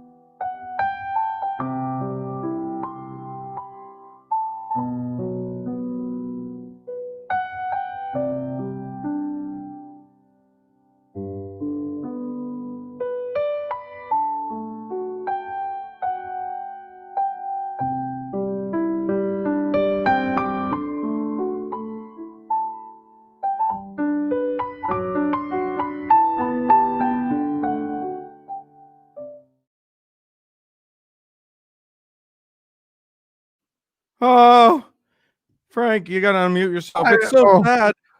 Golly. Oh, It's very disappointing that we lose the Fly, who was a star. I know. He burned so bright, that Fly, and then we lost him. Right in the prime of his life. I know. But you know, he lived a good life, that Fly. Well, he did good work. He did the Lord's work. And that was here.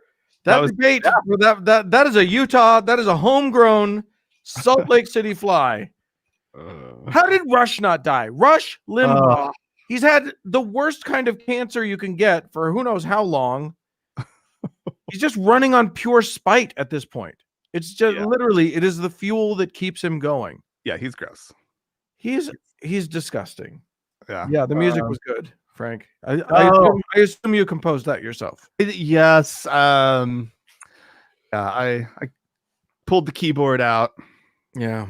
No, Chris Howard, our producer, he found that.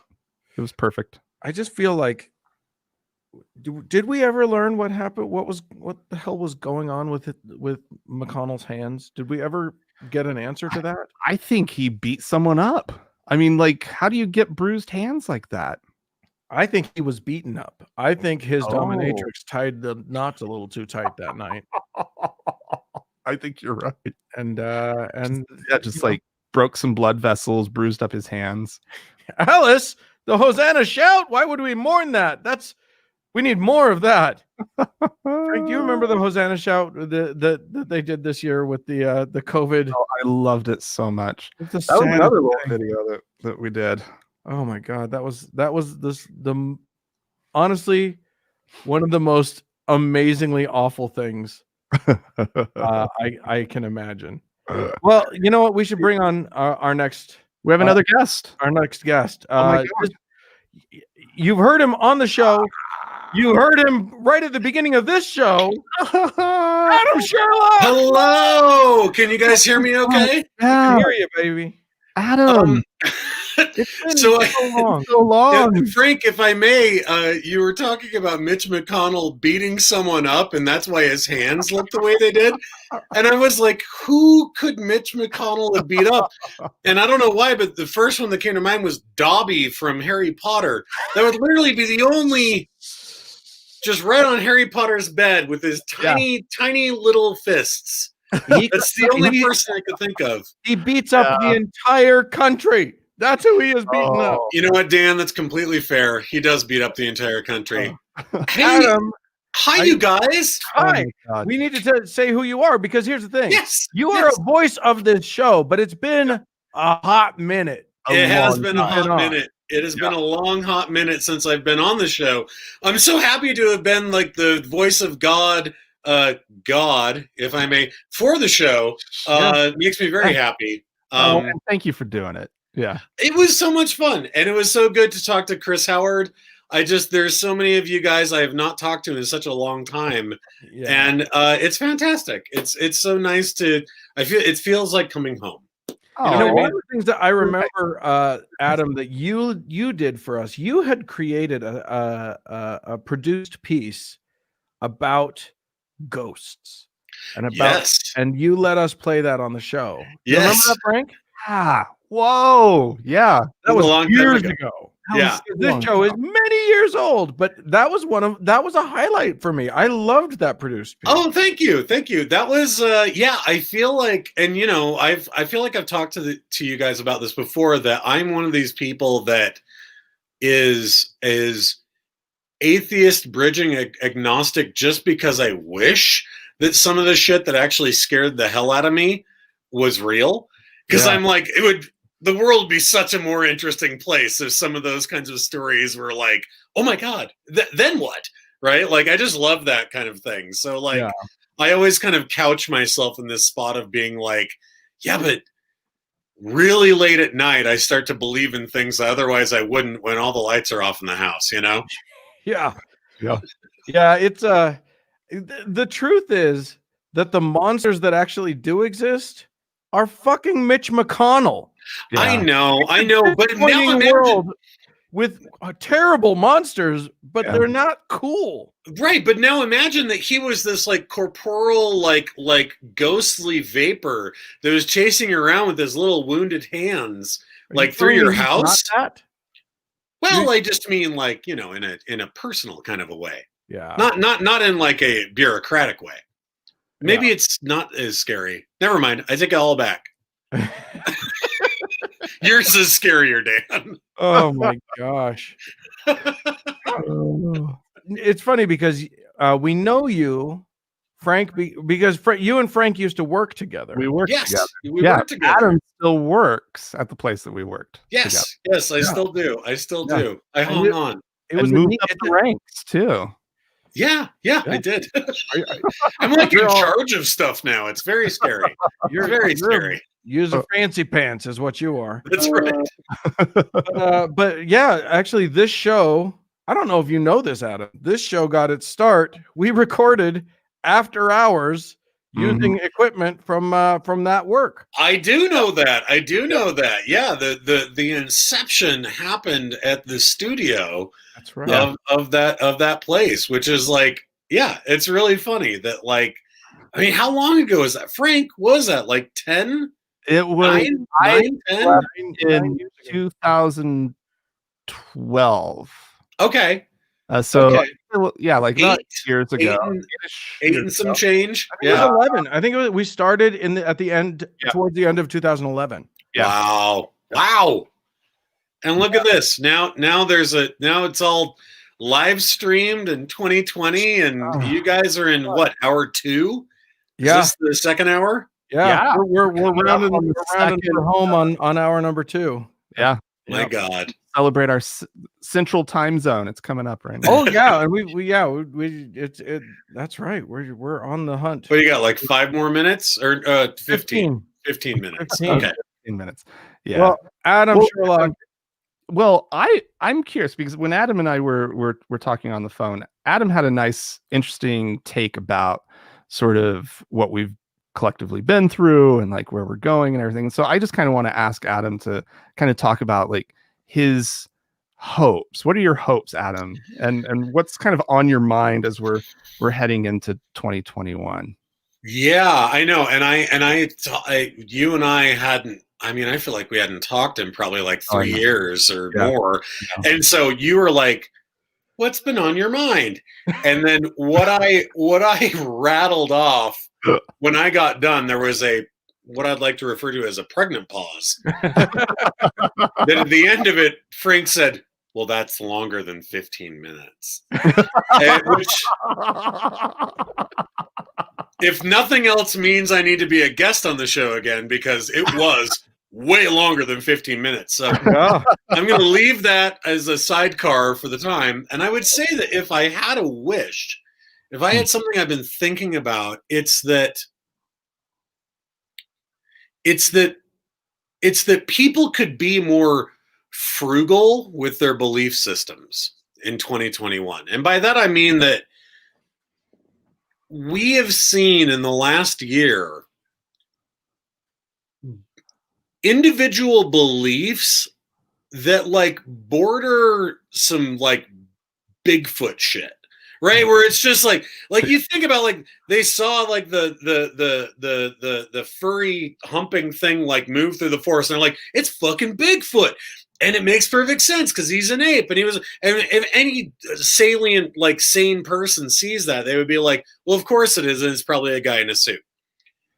Yet even just today, seeing like people getting the vaccine shot on Twitter being like, well, you saw how her sleeve was up like this, so obviously they didn't actually give her the vaccine. And so and it's just like spinning out of control, these conspiracy theories, where I'm like, dude, that is some big ass belief system. That is some, like, that takes weight, that takes time, right? Yeah. Like to put that much energy into some stupid ass belief system. Yeah, you gotta work to be that dumb.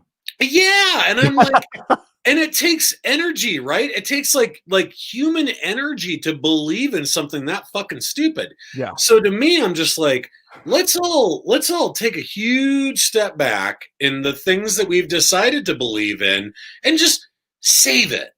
And I'm not saying like put it in an interest gaining account. You know? Yeah, like just hold. Sorry, that's my dog.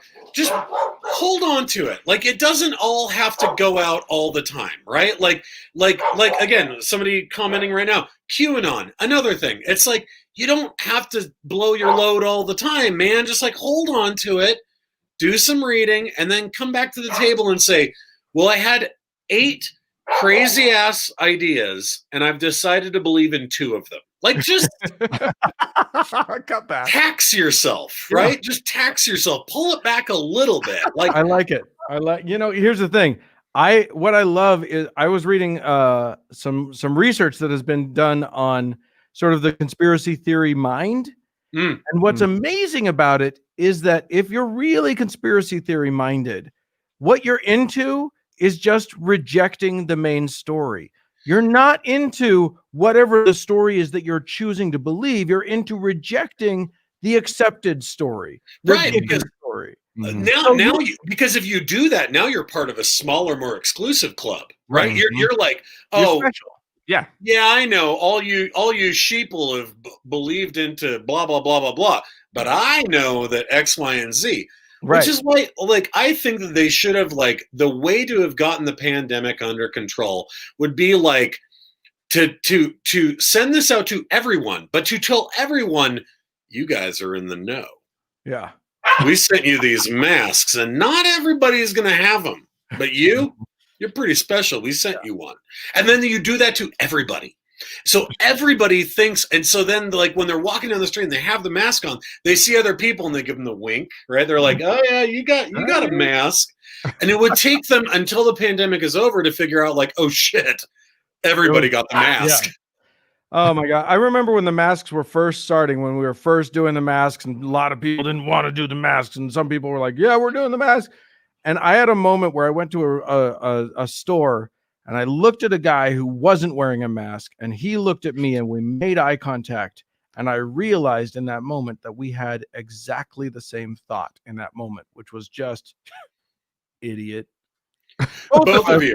Right. About the other, just absolutely confident in our position. And there you go. Now, Dan, I've told this to Frank, and so I want to just run it by you, but you've taken psychology classes before, right? And you remember that there was always this thought experiment, which was you're on the bridge and there's the trolley coming down, and it's either going to hit 4 guys, or if you pull the lever, it's going to hit 1 guy, right? Yeah, the classic trolley problem. Yeah. Yes, the trolley problem. It's a perfect thought experiment. They will never have that in another psychology class ever again. Because we now have the real version of it, which is the mask problem, right? We can actually have like a real world thought experiment version of this. And my whole thing is, we know how people feel about altruism because they said to help others, wear a mask. If they had just said, you, Dan Beecher, will die if you don't wear the mask, then you just fucking wear it, right? But if it's for somebody else, why would I bother? That's the thing. So if they had told all of us, you wear the mask because you're gonna die, then we all would. Instead, it became this like this altruism test of how much do you care about others in order to wear the mask. So it is the ultimate thought experiment of all time, right? Yeah. It's crazy. Well, listen, Adam Sherlock, thank you so much for joining us today. Thank you for your contributions to our show. Of course. We appreciate you, and of course. Have a good next year. Hopefully it's got to be. Listen, I'm gonna do my best, and that's the best I can do. Yeah. Well, I'm looking forward to some Tibetan buffet with you at some. Oh my God, Frank! Please, can we? Can we once as soon as we can? Will buffets be a thing of the future? Is that even a thing that we can still do in the new world? We'll find out, and we'll report back at this time next year. Hey, thanks, you Oh, yeah. guys. And Adam. Thanks so I much. love you so much. We'll talk to you guys soon. Bye. Happy New Year. Bye. Bye-bye. Bye. You're watching the TGIA New Year's Eve Spectacular. Stay tuned. Frank and Dan will be right back with more special guests.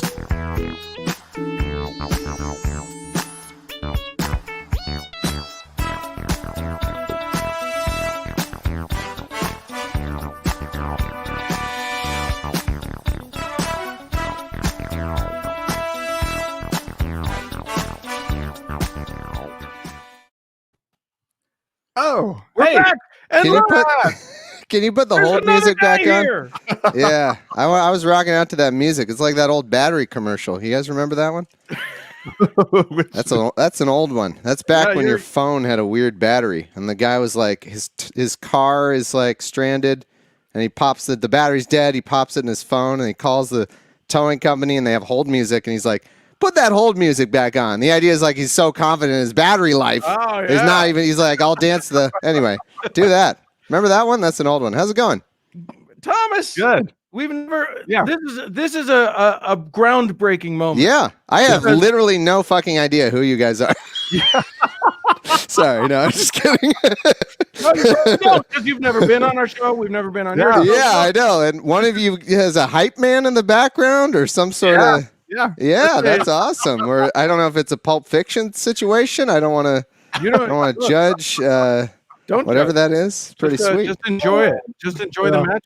I'm good either way. Hey, I'm not going to kink shame. And then Dan, your stream setup is badass. I'm jealous of it. I'm Well, of course just you here know. in my living room. Sorry about that, but kids are asleep, so can't do streaming from the studio at night, unfortunately. See, all of this is what comes when you don't have kids. Oh, I know. This is what you. It's a trade-off. That's the trade-off. That's the trade-off. It is a trade-off. Well, Thomas, Definitely. we're having you here to ring in pretty quick here the new year for the Central Time Zone, which is not where you are and not where no. we are, but But fuck them. but you know what? Absolutely, fuck them. But maybe a few of our listeners are there. Hey, Bryce is in the chat. Hey, Bryce. It's been too long since I've spoken to Bryce. I miss Bryce. Bryce is a good Just saying man. it. Yeah, he had a comment highlighted. There you go. Yeah. Ah, I love me right. some Bryce. Is He- there a he's human shouting out being to us, you've not you. ever met who doesn't like Bryce? Like, is there someone somewhere you've talked to who's like, fucking Bryce Blankenagel? I fucking hate that. I've never met a person who doesn't like Bryce. He's I heard he's that good there was a dust up involving brownies at some point, but Oh. other than Yeah, that, but that was not. If we're thinking of the same one, I don't believe that was Bryce's fault. But we could be thinking of different events. okay, well, there may be multiple brownie events. Who even knows? Oh man. Well, Thomas, how you guys tell us, doing? so, Yeah. for any of our viewers, we have viewers now instead of Mm. listeners. Oh my God. It's an amazing thing. I'm so far, Dan. This video that we're doing. But for anybody, How much do you have to pay that guy that's just sitting behind you? That's my husband. No, I like the idea that it's just somebody you've hired, like to be in the background. You did like, in the Today Show or whatever, when they had the people like behind. Like, I want to like maybe on Fiverr. Where can I hire people? Oh, it's pandemic, but eventually once that's over, I want to hire like 4 or 5 people in the background to be like, hold the sign up that says like, "Hi, Mom," that kind of thing. Chris is getting dirty with the captions. Over Wow, here. Chris. So, but yeah, I think you should do it. Thomas. Yeah. I think Okay. that's a set thing that you're gonna. I mean, you can work out the legalities with your co-host. I want to get to like who the hell you Sure. are. Yeah. I'm sure most of our listeners and viewers know, but some of them might not. You're now I'm gonna tell you a thing that Frank told me about you because Okay. Sure. I get a kick out of this. Frank said that your podcast, Thomas and the Bible, the I Bible, love Mhm. Thomas in the Bible. was the Yeah. first podcast Frank ever liked. Yeah. Really? Wow. I That is love high Thomas praise. in the Bible. Like, Oh, no way. Yeah. It is so weird. I hear, and there's somebody in the chat said that too. That is a weird thing that so many people have found that, but it's simultaneously, I feel like numbers wise, nobody listened to it, but I don't hear from, I hear from so many people that are like, oh yeah, I listened to Thomas in the Bible. I'm like, first off, I don't believe you. there's no, like the length of it. I'm sure people tuned in for like 1 or 2. Maybe you caught the Old Testament, which is, or no, sorry, I shouldn't. I didn't mean that. The first 4 pages of the Old Testament. And I'm not exaggerating. Like it's been a while, you know, I've moved on for sure, but like one of the funniest things about the Bible to other people who haven't read it, because I had never read it. Everything you've ever heard about from the Bible, except the Jesus stuff, which is obviously later, but everything else is in the first 4 sentences. You're like, because I would tell people, here's how every conversation would go about T and the B. I would say, God, I'm reading the Bible. I've done this podcast, but like, I want to quit. Like, it fucking sucks, man. It's so boring. I'm in here. I've done like, 200 fucking episodes, and it's all the same thing. And they're like, well, what about the part with the boat? Like, oh, you mean Noah? Yeah, that's sentence like 7. Right. It. Oh, well, what about there's Adam and Eve, and then there's a snake, and then like they name all that stuff. Yeah, you've covered the first paragraph of the Bible. That's it. Yeah. It's so short. And all these stories we made, all the epic movies with fucking gun rights activists, what's his like all those things, they're all in the first page. Yeah. And then the rest of the Old Testament is nothing. It's nothing, and it goes on forever. I did the math. It's 80%. Yeah. Well, no. Okay. Even the begats. I'm gonna begat you there. Even the begats are like the second chapter. Oh, okay. And that's not even that bad. Well, they come back. Like there's some begats. They unbegat and then they rebegat later. Yeah. But it's mostly just nothing. I don't know how else to describe it. Like I have to cut you off because sure. We got to do a countdown. Oh, okay. 10, 9, 8, 7, 6, 5, 4, 3, 2, 1. Happy New Year!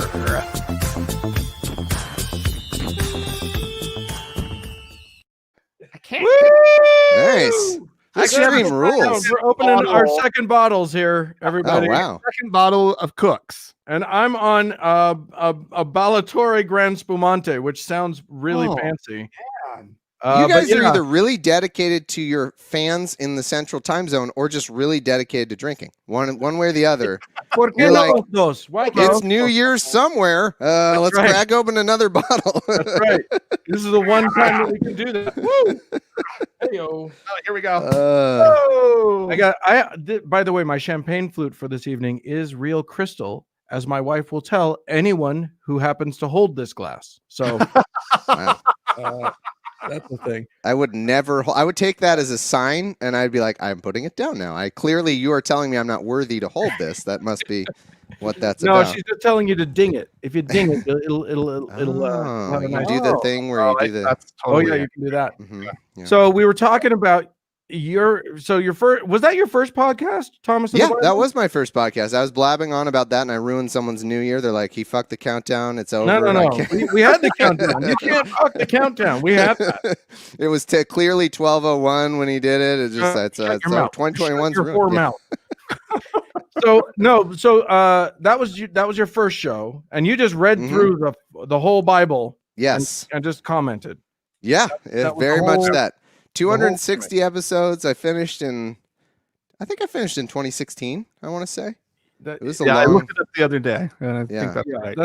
That's madness. Madness. I don't recommend listening to it. Like I 100% don't. But even when I was doing it, I was like, no one listen to me right now. Go do anything else with your life rather than listen to me. There's some good stuff, It's the kind of thing that I did it just like, there weren't as many podcasts back then. I mean, now there's one for every man, woman, child, and dog and cat. Probably 2 by now. But back then, it was a little more novel. And I was just like, I wanted to read this anyway because I was into the new atheism stuff. And I loved like atheism debates and stuff. I just found it really interesting. And I was like, I never read the thing. People who read the Bible. Yeah, exactly. Yeah, that really has been true in my experience. Like maybe there's a few different levels of religious people, broadly speaking, in Christianity. I can't speak for Mormonism or anything, but like in Christianity, it's mostly they believe in it because they've never fucking thought about it, and like their parents took them to church, and they're like, yeah, no, Jesus or whatever. And that's in my experience in California, but mind you, that's most of the people I meet. And then there's like a little subset that's like, no, I like to read the New Testament. Like they'll quote like, oh yeah, this part of the New Testament. But there's 0% of people who read the Old Testament in any meaningful way. They might read the first fucking Genesis, whatever, and then nobody knows how much of it. There's so much. I can't emphasize enough how much bullshit there is. It's nothing. A big book. Oh. They printed on that really thin paper, but it's like thousands and thousands of pages. Like Tolkien was like, this is really long. Yeah. Somebody had a word, somebody had a final due that was a word count they needed. I always said that when I was doing the show, like God had like a fucking, term paper due and had to just get the word. There's no other reason for it. He's all knowing. Yeah, exactly. Yeah. Just give us the rules and move on. We don't need the rest of this filler bullshit. But that's not your show now. You have not other even shows. close. Yeah. Talk about what you're doing now. Oh, sure. Well, my main show is opening arguments, and whoever invited me was like, "Hey, you don't know us, but we couldn't get Andrew. Can you either get Andrew for us, or I guess you could show up?" Was the kind of, and I was like, "Yeah, sure." I have no self-esteem, so I didn't care. I was like, "Yeah, I understand." You want Andrew? It's fine. Andrew, you want to know the response? I wanted Andrew too. Do you want to know the response I got back from Andrew? it was like, "Fuck you, you bearded freak." No, nice. He said, "Sure, let's talk," and then I never heard a word from him again. So I hope he's watching. I hope Andrew's watching. I know he loves you guys. We talked about it. In his mind, he gave you more of an answer than that. No, because he told me, he was like, "Yeah, I told him couldn't something." He told me something that he told you. Maybe the message. Sometimes you do that where you type a message and then forget to hit enter. I tend to do that. But anyway, opening the arguments. Internet has COVID sometimes. I think it doesn't always get through. Whatever it is. We've been really busy. Like him, especially. He's starting a new show, and we've been super busy, and we don't take a break for the holidays, so we've been pumping out shows, and so we've barely gotten our shit together. We had like an ad we were supposed to do on our show that required us coming up with something, and we just didn't. And like stuff's falling through the cracks right now. But no, it's great show though. Opening. Oh yeah. Like for anybody who wants to understand, the intricacies of, because we're going through a time when legal shit is crazy. Like it's impossible to know what is and isn't legal when you've got a president who's threatening to like, "Oh, I'm just going to stay," or when, or Supreme Court, you don't know what they're talking about. And your show is like the one place I can go to and like understand what's actually happening. Well, you see, it's a two-pronged test. Did a white ally of Trump's do it? Legal. Did not that do it? Illegal. This is a two-pronged system of law that we have. Well, and if that first category ventures into the illegal, then they just get pardoned anyway, and it's fine. Yeah, well, that's what I mean. Functionally legal. There's no legal. Yeah, absolutely.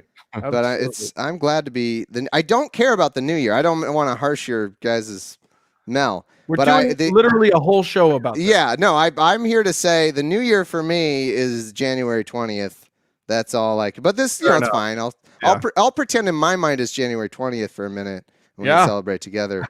Yeah. Honestly, I'm waiting for that day. I was saying earlier to Noah that like until that day happens and one guy actually leaves a building and another guy actually enters the building, I don't feel comfortable. Like I'm not there.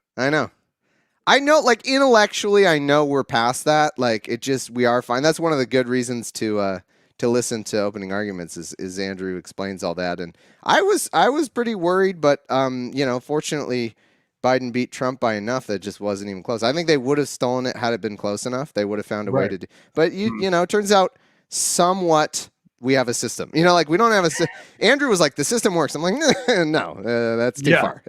You can't say the system works. We have something that sort of resembles a system that kind of worked in this case, is what I would say, on this one thing. A bunch of people couldn't vote. People had to go die of COVID to vote. Like all this shit happened that's horrible. So don't tell me the system worked, but like it kinda. The system kinda is what I would say. And so, but it's meaningful because like it did turn out that you needed to have real arguments in the court to do anything. And Sidney Powell and fucking Melty, ex-mayor of New York, Giuliani, they didn't know that part. They're like, wait, we had to come up with I thought there was no system anymore. You're like, no, there is kind of. The guy Lynn? There's a Lynn. What's his name? Anyway, He's been melting down on Twitter all day yesterday and today. Oh, really? It's amazing. One of the lawyers who's been working with Sidney Powell, and he just accused John Roberts of both being a part of knowing in advance that Leah was going to die. I saw which this is tweet. amazing. Yeah. And then also that that Roberts is in cahoots with Jeffrey Epstein, who, spoiler, is still alive. Yeah. Also, JFK Jr. factors in, I think, doesn't he usually make an appearance in that stuff? Probably. Why? I don't know. Oh, you want to find out what my shirt says? Sure. This will be good for some people. I think some people like this one. Is it reading correctly? Is it the right? Yes. Yeah, my wife bought me this. I had for Christmas. So, yeah. Well, Gary's the best. Yeah. Gary Gergich. Gary Good times. Gergich. Everybody, that So actor was actually in a reading of a screenplay that I wrote. Really? I wrote. Oh, that's awesome. With friend of the show, Rachel Bush. We wrote it together, Wow. and that actor was in the reading. That's super cool. He seems so nice. Yeah. Does he like his character, or is he just a total fucking Oh my asshole? God, Like he's he's the opposite. Like punched a few people like during the table read. Yeah. He was great. Well, so how people can find you guys on the on all of the pod blasters and everything. Of course, yeah. Oh, you know what we didn't do? We didn't really say. We made fun of Andrew, but we didn't actually say who he is. He's your co-host. He's a lawyer. He's a lawyer. He's a brilliant legal expert, and I consider myself a listener of Opening Arguments. So I shamelessly plug it. It's a great show. Also, I do Serious Inquiries Only. That I've been doing some fun stuff on that one lately. Yeah. We did some. I've had a guest lately named Lindsay Osterman, who's an evolutionary psychologist, and kind of around our circles, that field has gotten some criticism, and it's been interesting because she's had some responses to it. And so if anybody's interested in that kind of thing, I would check it out. It was really fun, those episodes. And it turns out a lot of people misuse EvoPsych or pretend they're part of EvoPsych when they don't, they're like a marketing degree person or something, So people have given it a bad name, but it's interesting stuff. Nice. So yeah, that's my other show that kind of predated Opening Arguments, but Opening Arguments really took off with Trump in 2016. So people needed to know how anything worked. So that took off.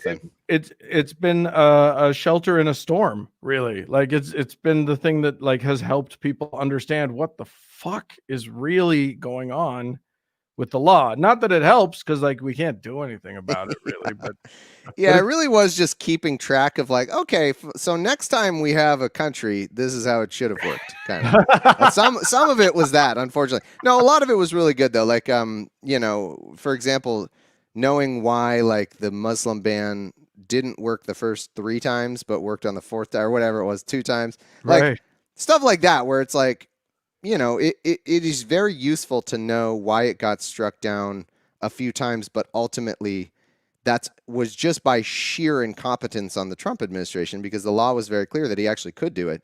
They just wrote it so badly that they're like, well, this sucks. You can't do this. But the law was very much on his side to do something like that, because as a country, we've decided the president has that power. And like, Trump shouldn't be fucking doing that, but the letter of the law actually backed him on that. But he did it so badly. So it's stuff like that where it's like, it is good to know, because if people were like prematurely celebrating after the first iteration of the Muslim ban got blocked, that was, Andrew was like, well, sorry. I mean, that one got blocked because he totally fucked it up, but they'll find a lawyer or go over it enough times where they can actually dot the T's and cross the I's. If they persevere enough. And that's one thing that you can say about Trump. He will persevere. Well, as lawyers, yeah. If he had to write it, it would never. No. But I'm just saying, like he can't allow himself to just let something go. You can't just not have it done. So right. Yeah. Oh, Thomas Smith, you are you're a joy and a delight. Are you booting me? I mean, I better. I gotta go too. Do you want to stay? You want to stay the rest of the show? I didn't know what my time slot was, but sure, if that's my cue, I'm happy to. You can stay. Well, you know what? We'll just plug the fundraisers with you. We'll just okay. Look, all the I things- definitely have a good-looking dude behind me who I want to, go hang out with after this too. It's just behind the sofa. We're all, yeah, exactly. So anybody who would like to join us tonight in helping out these organizations, like the Freedom from Religion Foundation, Freedom Beyond Belief, the Secular Therapy Project, and One Fair Wage, please go to thankgodimatheist.com/give now, and make a comment on Facebook or YouTube when you donate. I'm assuming you approve of all of this, Thomas. Oh yeah, I giving your might stamp go. of I approval. think I already have a recurring donation to. I'm gonna have to check one of those, and now I'm gonna do another one because you mentioned it. So awesome. I'm gonna That's go right. down. Yeah, that's right. Donate. Yeah, that's awesome, guys. All right. Well, Thomas, thanks so much for coming on. We really appreciate it. Yeah, And, thanks, Thomas. and now we're friends. We can never say that Now we're best friends. I'd argue. Like really, honestly, truly best in, friends. So, in 2020, I don't know if I have friends anymore. I'm not sure. Right. So if you want to be friends, you're gonna start off higher on the list than you might have thought. Is all I'm saying. amazing. No, Here's great to you. great to speak with. Thanks so much for inviting me. Have a happy new year when it Yeah. finally gets to you. We're gonna get it before you do. But, Yeah, it's in when we like get 2 or there- 3 hours. I don't know. Yeah. All right. Thanks, Thomas. All right. Have a So good long. one. Yeah. Thank you. Thanks again. Happy New Year. Yeah, Right. Well, we plugged the fundraiser, and that means it's time. it's time. We had Eli and Heath on. They couldn't join us tonight, but they They pushed recorded- out is what they did. Excuses. It was a bunch of fucking excuses. They were like, "Oh yeah, we can probably do it." I don't know. I kind of told somebody that I'd hang out with them, and it's like, come on, look, Eli, I get it. You have a kid, but come on, you can stay up till midnight. But anyway, they were nice enough, and we had a nice conversation with them, and We're ready to do this. yeah, and it should be popping up any second now. But yeah, Eli and Heath from what is it called? Scathing. Well, God awful movies. Heath and Eli, thank you so much for joining us on our spectacular. Even though you're not actually here right now during the spectacular. no, Dan, this is clearly live. This is live, right? This is Clearly live, and we just cut to you guys. Quick So, wardrobe change. No big How deal. else would we know about those? Year! What? That's right. Was No, that it's early? happening. The countdown. How else is- would we're we not know quite about done. those? 1. No, No? not yet. Not yet. You How tell else me would we when. know about those technical difficulties that happened earlier? Right? Yeah, exactly. What? Oh, that was great. You sure did know about those. Please don't say prescient things that are gonna jinx us. When you come back from this bit, you're gonna be like, okay, that was pretty funny. Yeah. Okay. And Heath is dead now, so this is a weird clip. Oh man, the whole A lot thing of is very stuff. strange. We're gonna have to have Before we an recorded, he in-memoriam. said a bunch of stuff about someone's daughter. I'll get into it later. What's happening right now? Cut. And we have to start over. And it's liveness. Yeah, exactly. Morgan, get on the line. Morgan. There's no Morgan. There is no Morgan. This is not your show. This is our show. So Who's your Morgan? you're Morgan. Our Morgan Cut. is Chris. So anyway. Chris, cut. That was a cut. Okay. Fellas, we're leaving what is, I think we can all agree, the worst year that has ever existed. Of the And years. nobody who's lived through other years they're all dead, so they can't argue with us on that. Yeah, like none of the villagers in Pompeii are on this live stream, so Right. fuck it. Yeah, Yeah, we've got the exactly. worst year. If they were, they'd be like, yeah, it was quick. Right. Yeah. Exactly. One of them got to jerk that's- off. It was that's- fine. That's one day. We've had a whole fucking year. So Yeah. now I don't know. I guess for Nero you was pretty cool. I don't know. He's What? like in comparison to your guy. Yeah. I got it all right. Right? Yeah, exactly. Yeah, at least he was fiddling. We didn't Those years even have probably any don't line up. Fuck, fiddling. stupid. You've ruined the Italy. live stream, just like those technical difficulties earlier. I mean, I guess it wasn't all bad, Eli. You had you made a person. Or I did. in- I made in- a person. in this year, so that's Hmm. that And I raised a terrible idea. person. I can genuinely say that all of the FOMO of having a newborn, I did not miss out on anything.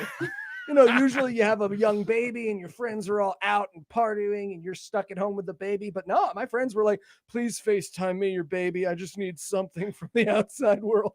I hit the bottom of Netflix. I think it's just cute that you act like you're invited to parties if you didn't have a kid or if it wasn't That's true.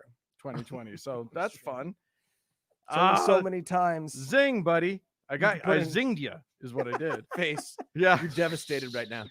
So Boom, roasted. So do you like the kid or like he's turning out all right or he's amazing. He's so awesome and cool. I mean, don't get me wrong. I was so looking forward to you be like, meh.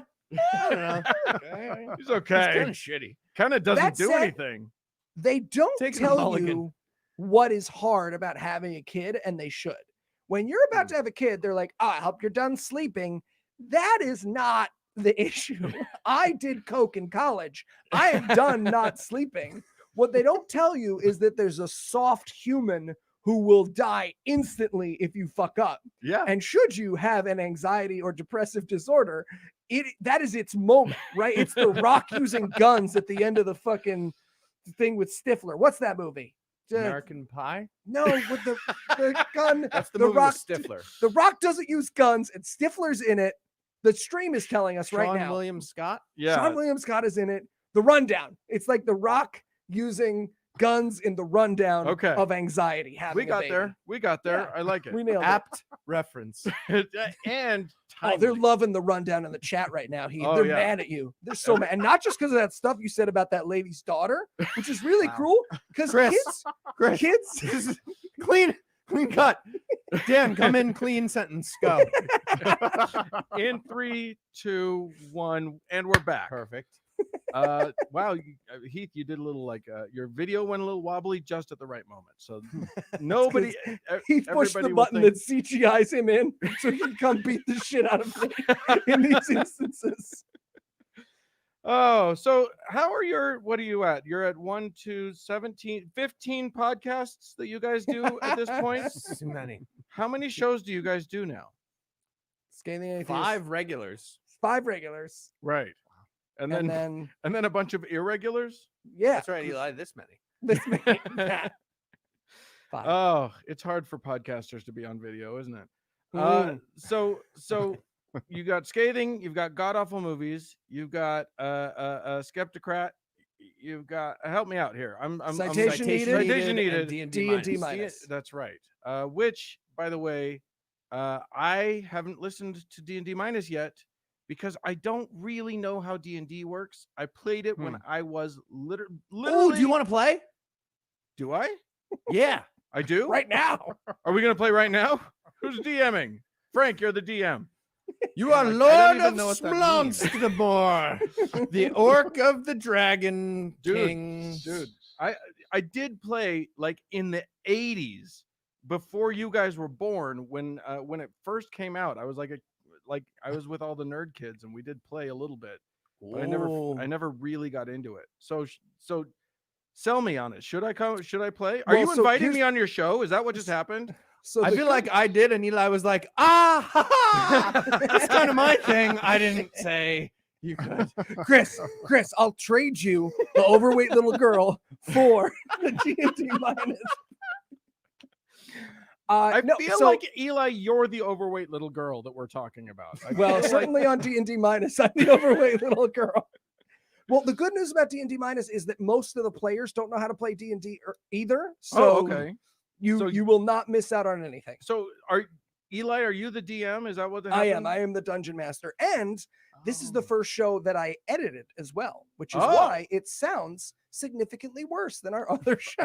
Okay, that's fair. That's fair. If I had to edit a show, I just would do a show that doesn't require any editing. I just wouldn't. Right. If anyone fucks up, that's in the show. Fine. You just have to live with that. Everyone wants to make fun of Joe Rogan until it's your turn to edit. And then you're like, man, I think we're really better off the cuff. Some of our listeners might be surprised to learn, Frank, that you edit our show. That our show does have some editing in it. It's very lightly edited. Because the concept originally was just blather. And then somehow that changed along the way. Podcasting. It's like, oh, can we try that again? And yep.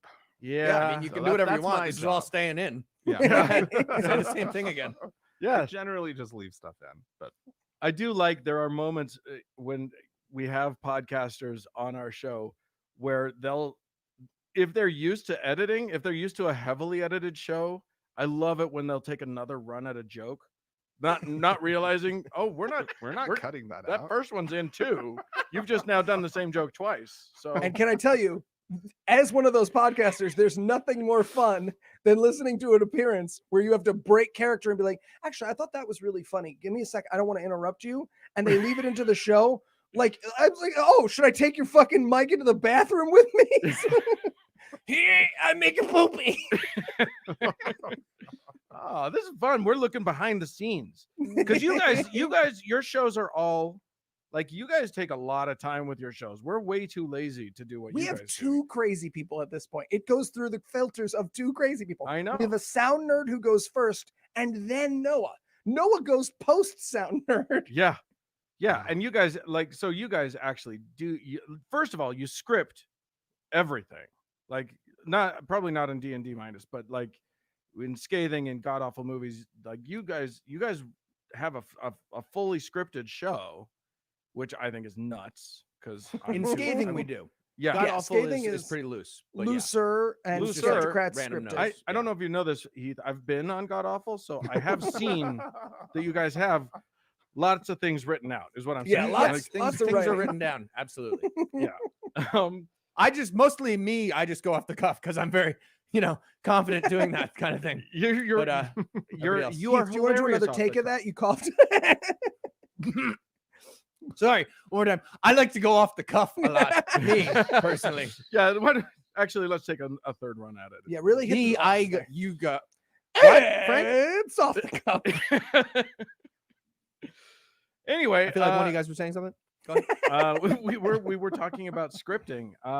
And so I'm curious how long it takes you guys to script out Scathing before you dive into it. Well, I'm so glad you asked. The Why is it listeners so fun want for to you? know. The listeners Eli? want to know. So we kept track of our hours. Don't say we like you're in we in this answer. You give your answer. In the beginning of me joining the company, we were like, yeah, let's track our hours and sort of figure out what's going on. And so we all were like, okay, we're going to track our hours. And I was like, all right, I spend about 9-10 hours a week on all of our shows. That's And not the number. And Noah was like, oh, I spend like 30-40 hours a week on our shows. And I was like, well, that makes sense. You edit and your writing is better than mine. And we were like, Heath, what about you? And he was like, it's like 79 hours. And we were like, on all the shows. And he was like, on GAM. On God Awful Movies. So instead of changing our work, we stopped tracking our hours like a fucking the solution Amazon was to warehouse. not look at the data. Yeah. I think that's a good solution. I think that's the right thing. It's funny. We on the How-To-Heretic, when we did the Save the Senate live stream that you guys also did and raised so much money, and we raised some money also. But when we did that, there was a moment where I guess Mark we started talking about how much. You know what? I'm wrong. It wasn't on that live stream. Damn it! Now I wish we did edit. No edits. No edits. So anyway, it was on. Let's It was talk actually about that on. little girl. It was on a Zoom with our listeners or something like that.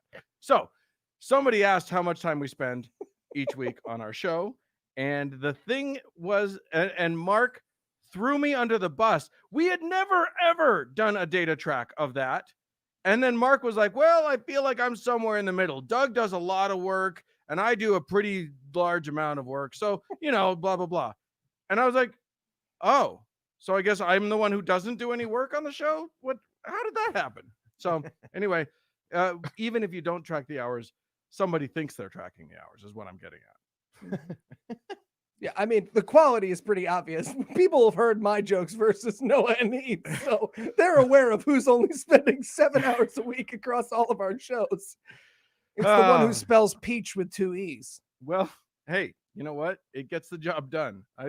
I do love how much shit you take for spelling, as though that matters in an audio format. Our is- third most frequent email is someone being like, Eli, I just want you to know you have dyslexia and you shouldn't let them. And I'm like, I just don't care about the type. I've been tested. I can spell it. I just have to think for a second, and I don't do that. Right. Thank you for your concern. Okay, but your apathy expresses itself dyslexically. Just slamming down on the general area of the keyboard. That does it for me. I feel like that works. I do like the idea of like sort of accidental or like you don't have a disorder, but your own personality type leads you to that realm, to the disordered realm. I feel like that happens to me a lot. Like I have a lot of things. People are like, oh, that guy's probably like autistic and has a bunch of other things going on. No, it's just I'm just weird. I'm just like that. But I don't have any excuse for it or whatever. Sorry, this is unrelated, but can we quickly address your beautiful, majestic playoff beard? Oh It is yeah. This right here. delightful. This action. I love this action. And Oh. so this is like the COVID beard. I just stopped shaving. Well, the thing is, so I'm an actor, right? I'm a stage actor. So half the time my face is not my own. Like when I'm in shows, they're like, oh, let's just do a mustache, or let's just shave it down to this or that. But there's no shows. I can't act. So that's So deep down in your heart, you are a mountain man. This is your chance to embrace it. You know, I will buy your paper towels. I do actually come from like cowboy stock. Like my dad was a ranch hand in Wyoming for a while, and Yeah. I saw that movie. okay. I remember it. Yeah. Anyway, You're not allowed to be Mormon when you do that. Frank Heath Ledger fucked your dad. Did you? That's Heath fun. Ledger did. Oh, Heath Ledger. I thought it was. I'm like Heath. There's a Heath right there. I can That's see. what killed him. You know, Fucking your dad. Fun facts. is that what killed? This Heath, is why or you need to edit me. This is why I need to be edited. There was a pause, and I was like, Heath Ledger. Even better, I edited in my head the AIDS joke that followed that. That's how Heath Ledger died. Good job. Joke. Oh, But now I okay. said it out loud here, Yeah. like Heath said out loud earlier about that little girl who's just carrying some baby weight. But Dude, that's totally fine. Our you're gonna- bodies are our own, Heath, then, right? You're gonna feel extra bad when you find out that my dad did die of cowboy fucking. That's not. Well, That's not. It's less funny than you think it is. 1 out of Eli. 4 Utahns. It's pandemic. We long before COVID, that was an issue that we had. Well, good Lord. I'm picturing someone trying to put a mask over a horse's cock. I mean, I'm always picturing that, but now it's relevant to the bit. Okay. Why now- did you invite me? Can the It's just rest over the balls? That's not doing anything. That's Can the nothing. rest of the group please raise your hand if you understand what the horse's cock reference was? Because I am lost entirely. Cowboy fucking. Oh, okay. Diet cowboy Oh, fucking. I'm putting Fuck my by a hand back horse. down. I thought it was okay. I thought it was a COVID thing. Nope. Mask. Why did you It's think it's like you said mask, so okay, that's a COVID thing. Okay, Pandemic. You know, I don't know. I don't. Pandemic. they're sure. loving it in the chat? Read the chat. They're loving it. They're loving it. I'm sure that they are. I'm absolutely certain. Nope, they've all left. Okay. Well, we have a different. We have Well, a that different was audience because of than the you guys. technical difficulties That was, early. it was from before. That was the problem that we had. Oh boy, fellas. Well, you know, it's the new year's coming. 2021. We will be in the 20s pretty soon here. Just a few hours. Are we not in the 20s now? Yeah, but like the first one, like 2020 doesn't feel like the 20s to me. Does it feel like the Okay. 20s to you? I guess I feel we're like it in has the word in it and the number, so I want it to be. Yeah. But I know what you're saying. Like the 90s culture didn't start in January of 1990. That was still felt like the 80s at that point. Plus, there's all the pedants that are going to say that like you start counting at 1, not at 0. So like, you know, the thing doesn't turn over until 2021 Because there was no year 0. 2020. right. There's no year 0. So like the next century starts at like 101, not 100. But like that's just a fun pedantry thing. We'll talk to Noah about it. It'll be fine. Anyway, any fun expectations for 2021? I'm getting a vaccine into my eyeball. Yes. I'm going to turn real quick. I'm going to be like, oh, yeah, get my shoulder. Boom. I'll be the eyeball guy. And then they'll be like, they'll have to report it on the New York Times. They'll be like, one guy's eyeball got put out by the vaccine, but he called it on a live stream. We couldn't see it because of the technical difficulties. Right. But he said on a live stream. Also, he said some unkind things about a child's body. New York Times byline. No, you said that. You said that. Heath, how about you? Let's calm. Let's segue out of that and give you a chance. The chat is loving it. Look at the super chats, Heath. They love it. Look at the super chats. There is no chat. We disabled chat the second you came on the air. Super chat. It's a chance for Nazis to give you 99 cents. Oh, you talking about Parlor? I'll take 99 cents from a Nazi. See, get in there, super chats. Yeah, exactly. So Heath, what are you looking forward to in the coming year? Oh, all right. I'm gonna tempt fate here. 50-50 Senate, Kamala Harris +1. 51-50 Senate. Oh, I love it. That feels more jinx than the technical difficulties. Yeah. That sounds great. We could do a thing instead of just like not a Nazi. It's that plus maybe a thing. A good thing, yeah. All right. I love it. I think Sunny optimist. I To be think clear, I'm super excited about if that doesn't happen. Just not a Nazi is fucking great. not a Nazi is amazing. Not a 2021. Nazi plus the Senate means that then we would have to like rely on Democrats to get anything done, which I'm not hoping for. I held no hope out. I'm just hoping to stem the hemorrhaging. I don't anticipate any healing happening. I don't anticipate anything like any new good policies. Just getting rid of some of the bad policies is what's going to be happy for me. $600 in a Band-Aid for every household. That's right. That's right. Joe Biden. Oh man. All right. Well, fellas, thanks so much for joining us and ruining our live stream. We really appreciate you guys coming out and being willing to chat with us. Hopefully we'll all, next year in Jerusalem, right? That's right. The red cow, is that what you're talking about? Yeah, it's No. right. That's this year, man. It's coming up. There's we'll have to check. That's what Heath called that little girl, by the way. Stop it. Stop. Don't ruin your relationship on our show. That's not okay. Okay. All right. Well, fellas, we really appreciate having you and have a great 2021. And we'll I'm sure we'll all be in touch when I'm on your D&D show. That's right. All right. We'll see you guys The soon. little girl running gag was just made up. I don't know. It's out of nowhere. Eli just started saying little girl stuff. I don't know. But the super chats seem That's to all. think I don't differently. know where he just makes All right. things. Well, we'll share whatever Nazi quarters we get, and All right. and we'll send those along. Thanks, guys. Thanks, guys. Thanks so Happy much New for having Year. us. You're watching the TGIA Holy Shit We Made It New Year's Eve Spectacular. Stay tuned. Frank and Dan will be right back with more special guests.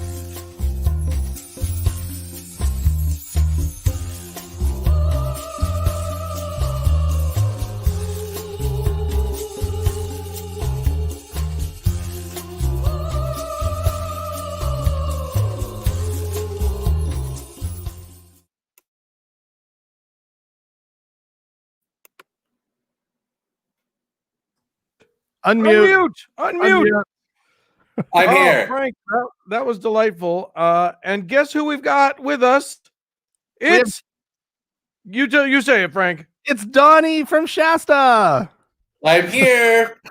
Oh, Donnie, it's amazing to see Thank you. you. Our friend, It's amazing to see you guys too. right? Yes, exactly. We are all just audio friends until this very moment. Indeed.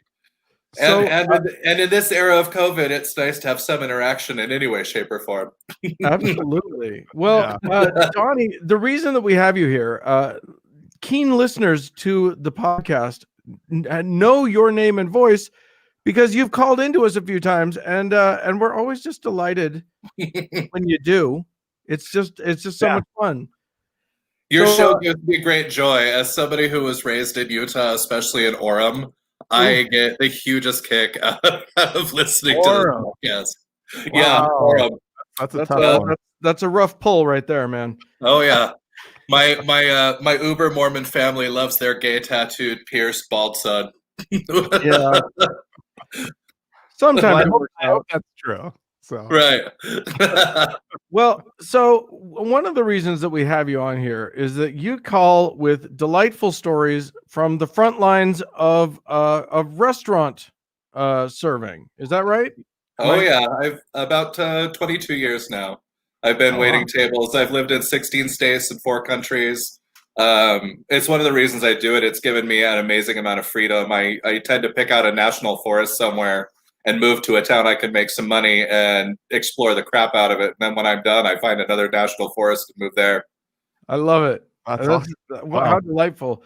How are you holding up with the COVID thing? It's not easy right now for restaurant workers. It's not, at the moment we're shut down again. So I'm taking it easy and staying home.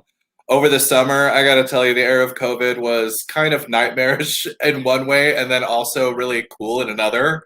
Because on the one hand, you have a lot of people who are being jerks, but in another way, all of the owners I work for and the managers I work for are like, you know what? Don't put up with their crap. So on the one hand, like, it was after 20 years of biting my tongue sometimes, it was kind of a little bit relieving and empowering to be like, you know what? I'm going to go ahead and just walk you out now. And I don't care what your freedom entails because we're not at your house. Yeah. Right. Yeah.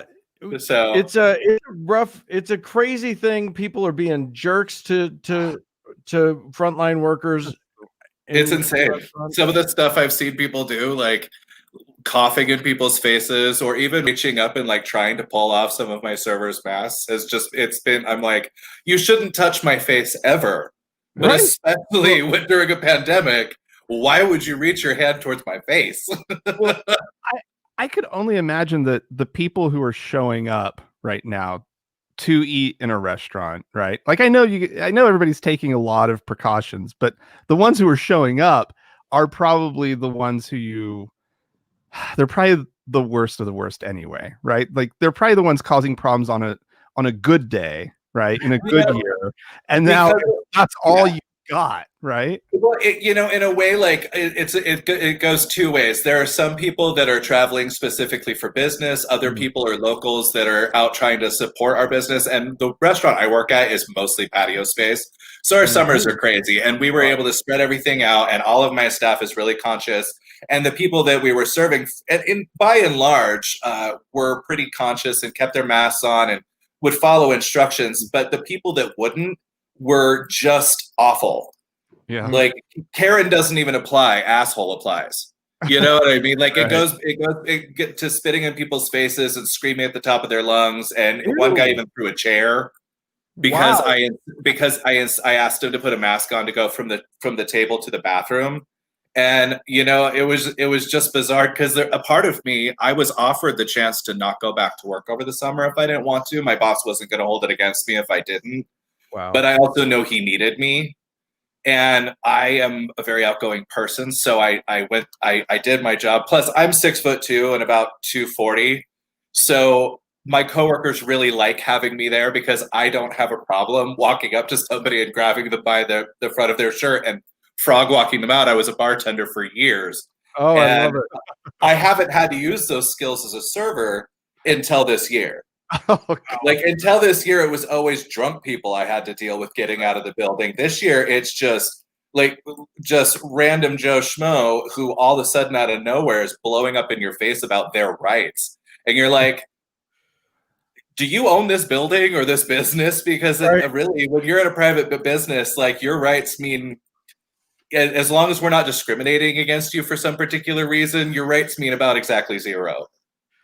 Yeah, honestly, it's amazing because these are the same people who would insist that a private company has the right not to send you or not to bake you a cake if they don't like who's going to be eating it.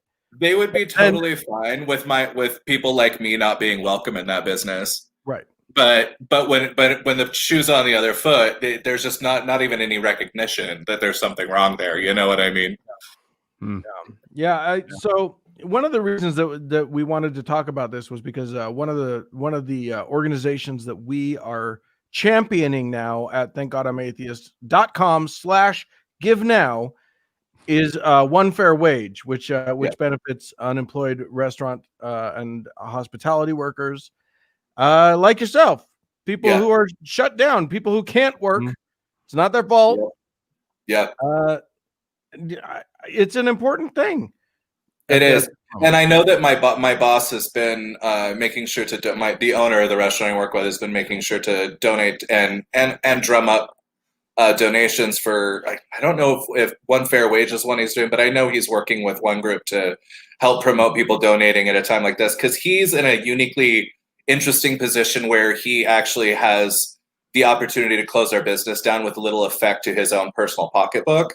Oh wow! He's invested in lots of other businesses, and so he's actually been able to help us as employees a lot more than I think a lot of individual owners would be able to.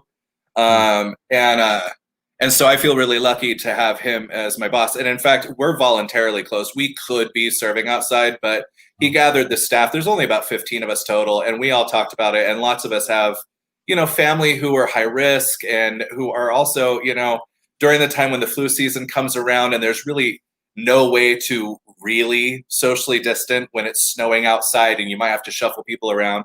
And we just decide, luckily I work for the type of guy that left it up to us whether or not we wanted to take the risk during this really difficult time.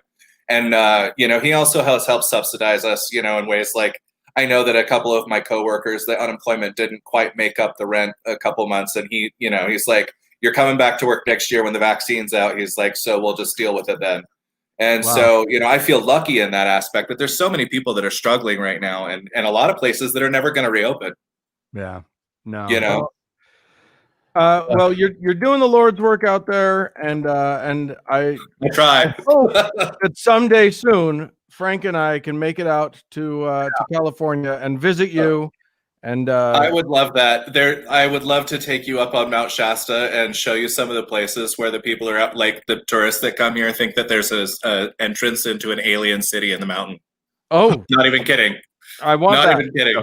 We'll do it. We've got some really colorful characters up here, so I think there's a lot I could show you. Excellent. Well, thanks so much for showing up and keep us up to date with how things are going in Shasta. I will. And we'll talk to you again soon. Awesome. Right. Thanks, guys. See you, Donnie. Bye-bye. Happy New Year. Happy New Year. Guys. Bye-bye. Okay. Well, Dan. Yeah. We need to play. We had a call out to our. Oh my God, we did. And we asked people to submit videos. And kind of a little 1-minute video just saying why they were happy 2020 was over or what they're looking forward to for this overwhelmed. Oh my God.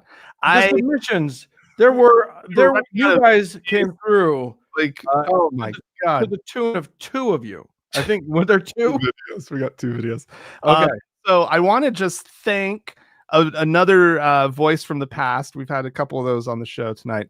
I want to thank Sparkle Darkle Pony for submitting a video. Yeah. But sadly, Sparkle, we're past time.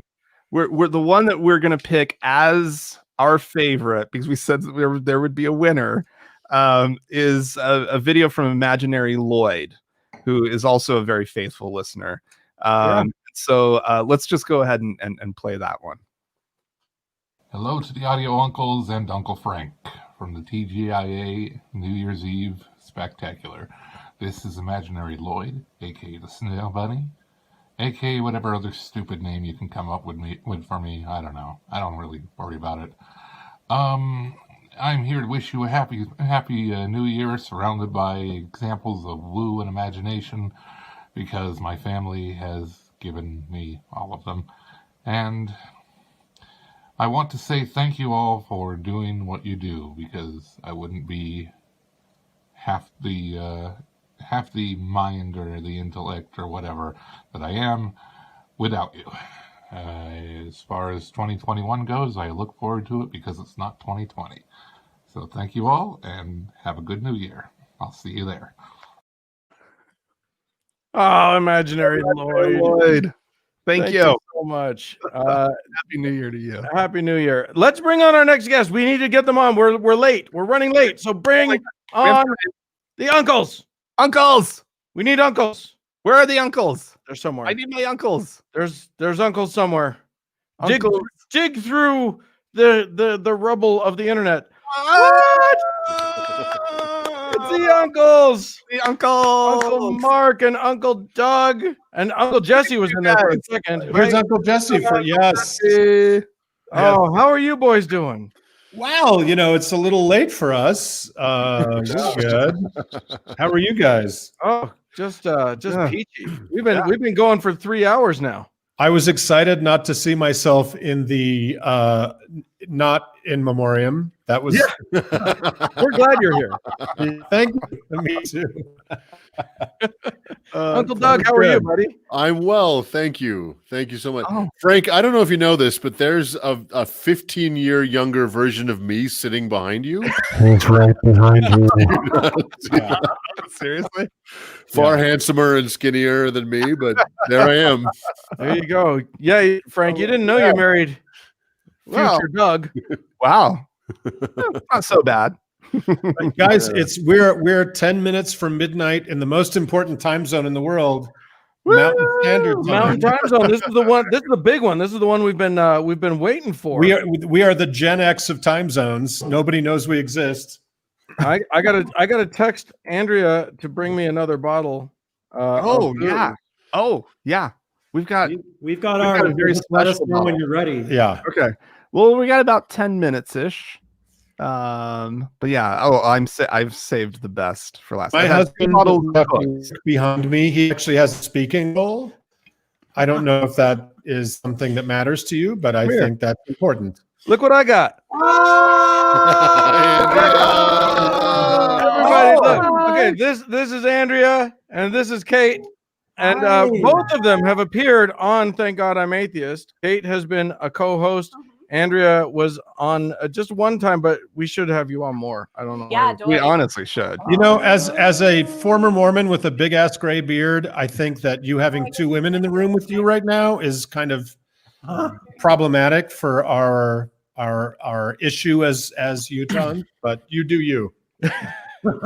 Yeah, they're both gorgeous. Yeah, it's true. It's true. They can't hear you. I've realized that I have not provided a way for them to hear what's happening. I made Mark unplug his headphones. Yeah, my headphones are going through. Tell Andrea her Kearns fro is incredible. Oh, here we go.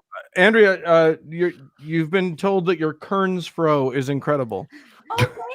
Fuck you, Andrea, and fuck you, Kate. Hang on, I'm about to. I gotta do a setting thing here, and then they'll be able. Doug, how many cats are behind you? This is Aunt Sweetie.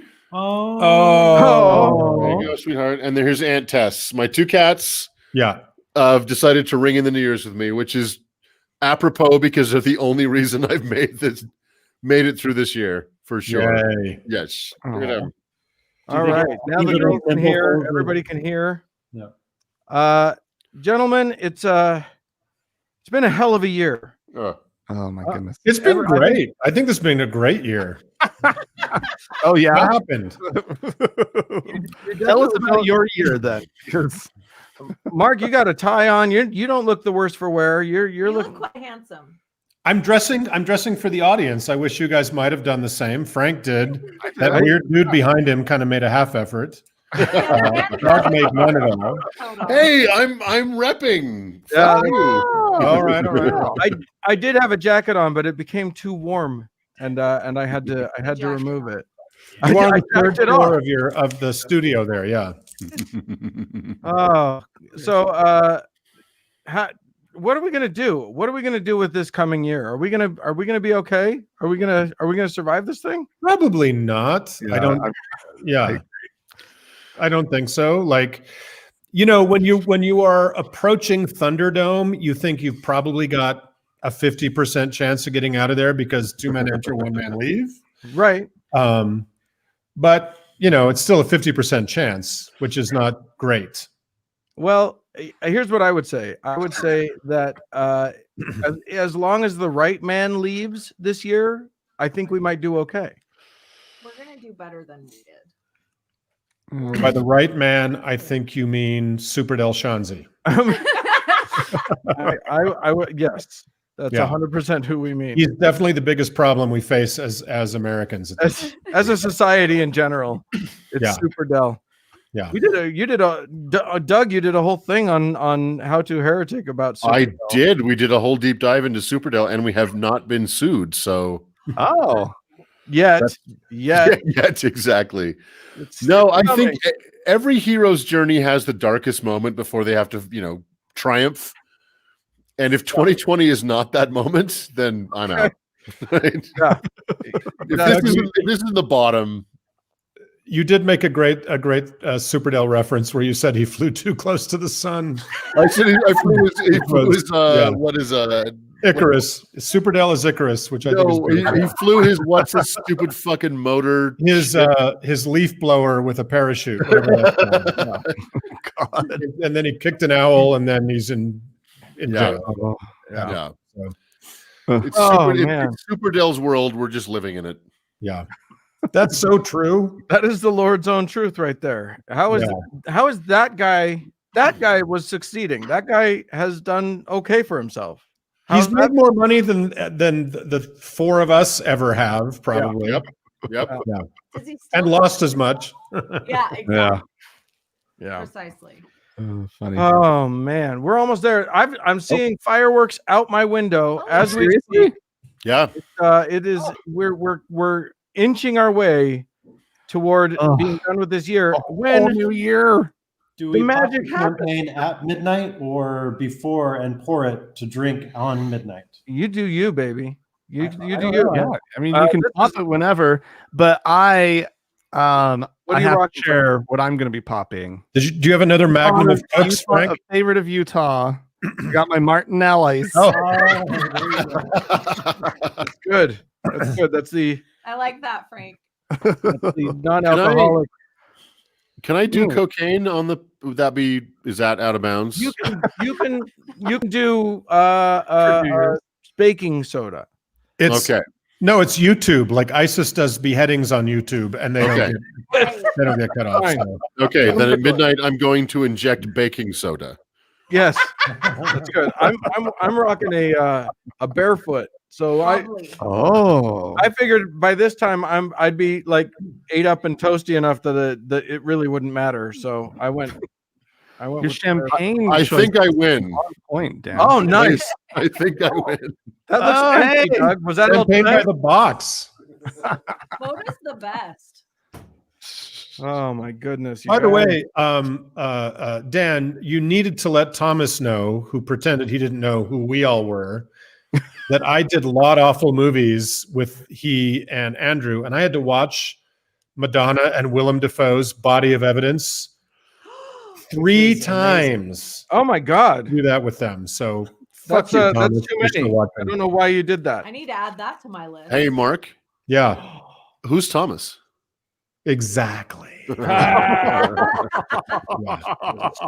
Suck it, Thomas. Thomas, you were a guest on our show, and now we're being mean to you. Oh my God.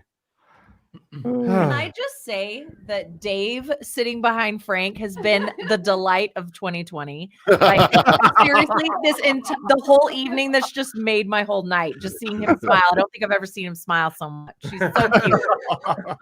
The only thing that would make it better is if he was eating grapes. Dave. Totally. I saw the charcuterie board that Dave cooked up for Frank earlier in the evening. That Frank sent a picture of it to me, and all I can say is what I sent back to Frank was that clearly the staff at his venue is more on the ball than, I mean, Hey, I've been delivering a bottle of champagne on the top of the hour. That's true. Well, and then we during the Eli Heath interview, we enjoyed trifle that he Ooh. made for us. Enjoy A nice boozy trifle. It was delicious. I gotta get me a gay one. I got all these straight ones. I gotta get me a gay one. That sounds like the key. Oh, it doesn't have a cork? Oh, you gotta. Oh, Dave, run! Get the can Got a opener. bottle Bottle cap. opener. That's how you know it's word of wisdom approved. No cork is involved. That can Seriously, keep though. in your food storage for 25 years, and you'll just have it at the ready with your 5-gallon bucket of wheat and your 25 pounds of oats or whatever it is. Yeah, your rotten wheat buckets and your cherry pie filling and yeah. It's a real Mormon thing, Your kids. 2-year supply of botulism. Here's the thing. Does that 2-year supply of food include hand sanitizer and masks? It doesn't, does it? It does. It did before. It does now. Yeah, It does now. But not when we were young. No. All right, well, we're just less than a minute away. Oh my goodness! I've got the foil off. I'm ready to rumble. All right. We're Be in the 20s. Standard time, New Year's. I know, you guys. We've this will represent here. Already half the country is in the right year. We're just gonna tip that seesaw. And I think get someone up outside our house is on fire. I hear screaming. Our neighbors Are we going to get a countdown? Count it down. Let's do it. Countdown? I think it's time. Are we there? 15 seconds left. Okay, so Here we go. 10, 9, 8, 7, 6, 5, 4, 3, 2, 1. Happy New Year!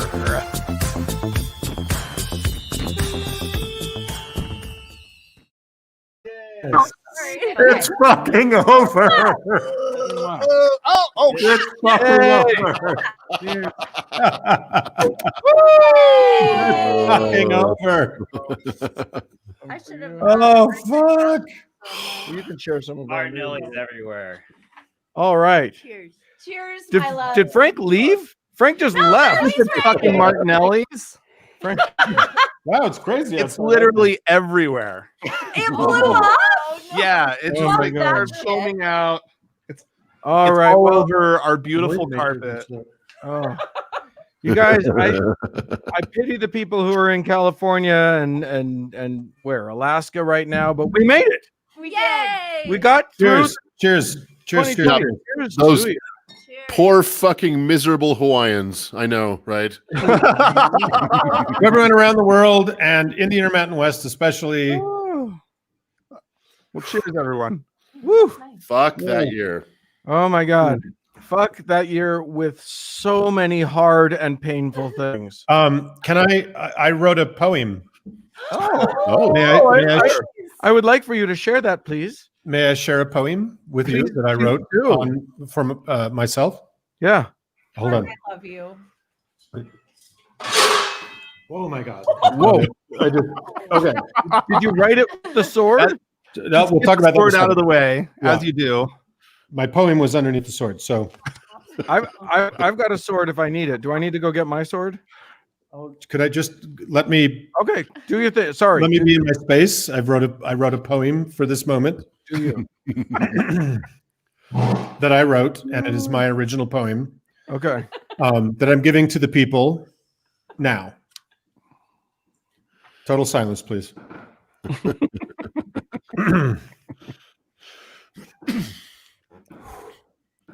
Dear 2020, fuck you. The end. That's my I think you've done it. I think you've done beautiful it. poem. So Beautiful. Mastery. Mark, you thank you. Uncle Mark, you put the Yeah. Bor in Boromir. Yeah. Thank you.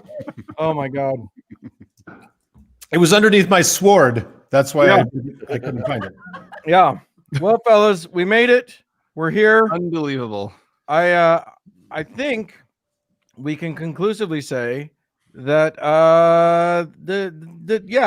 your poem resonates, and we will leave all of that past in the past, and with that, I think we can call it. Should we go party? We can totally party. But first, Dan, there are people we need to thank. We do need to thank. And before we even get to that, one last plug. thankgodimatheist.com/give now. Please go help these groups out. It's been a rough year for everybody. So let's. So if you can afford it, share Yeah. some of the share some of what Absolutely. you got, and that's great. And then people we need to thank Chris Howard, of course, for producing and directing the show tonight. Chris, you're amazing. Thank you. Robert Jandavries for helping with our animated titles. Adam Sherlock for his sonorous voice. And then, of course, the people we had on the show. We had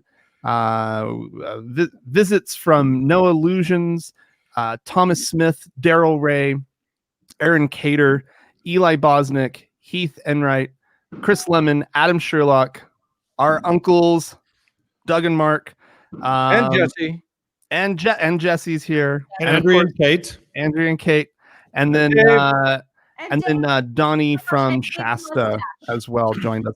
And of course, thanks to all of you, our dear viewers, for tuning in. Happy New Year! Bye, everybody. Bye, guys. Bye-bye. Happy New Year! Yay!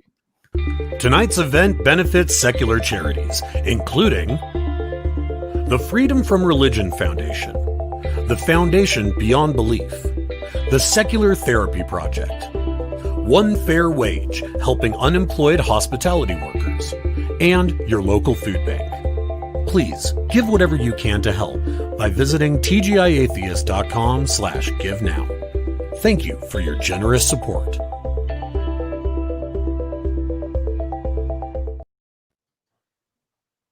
We're still on. We're still on. Get us off. Get us off. Take us off.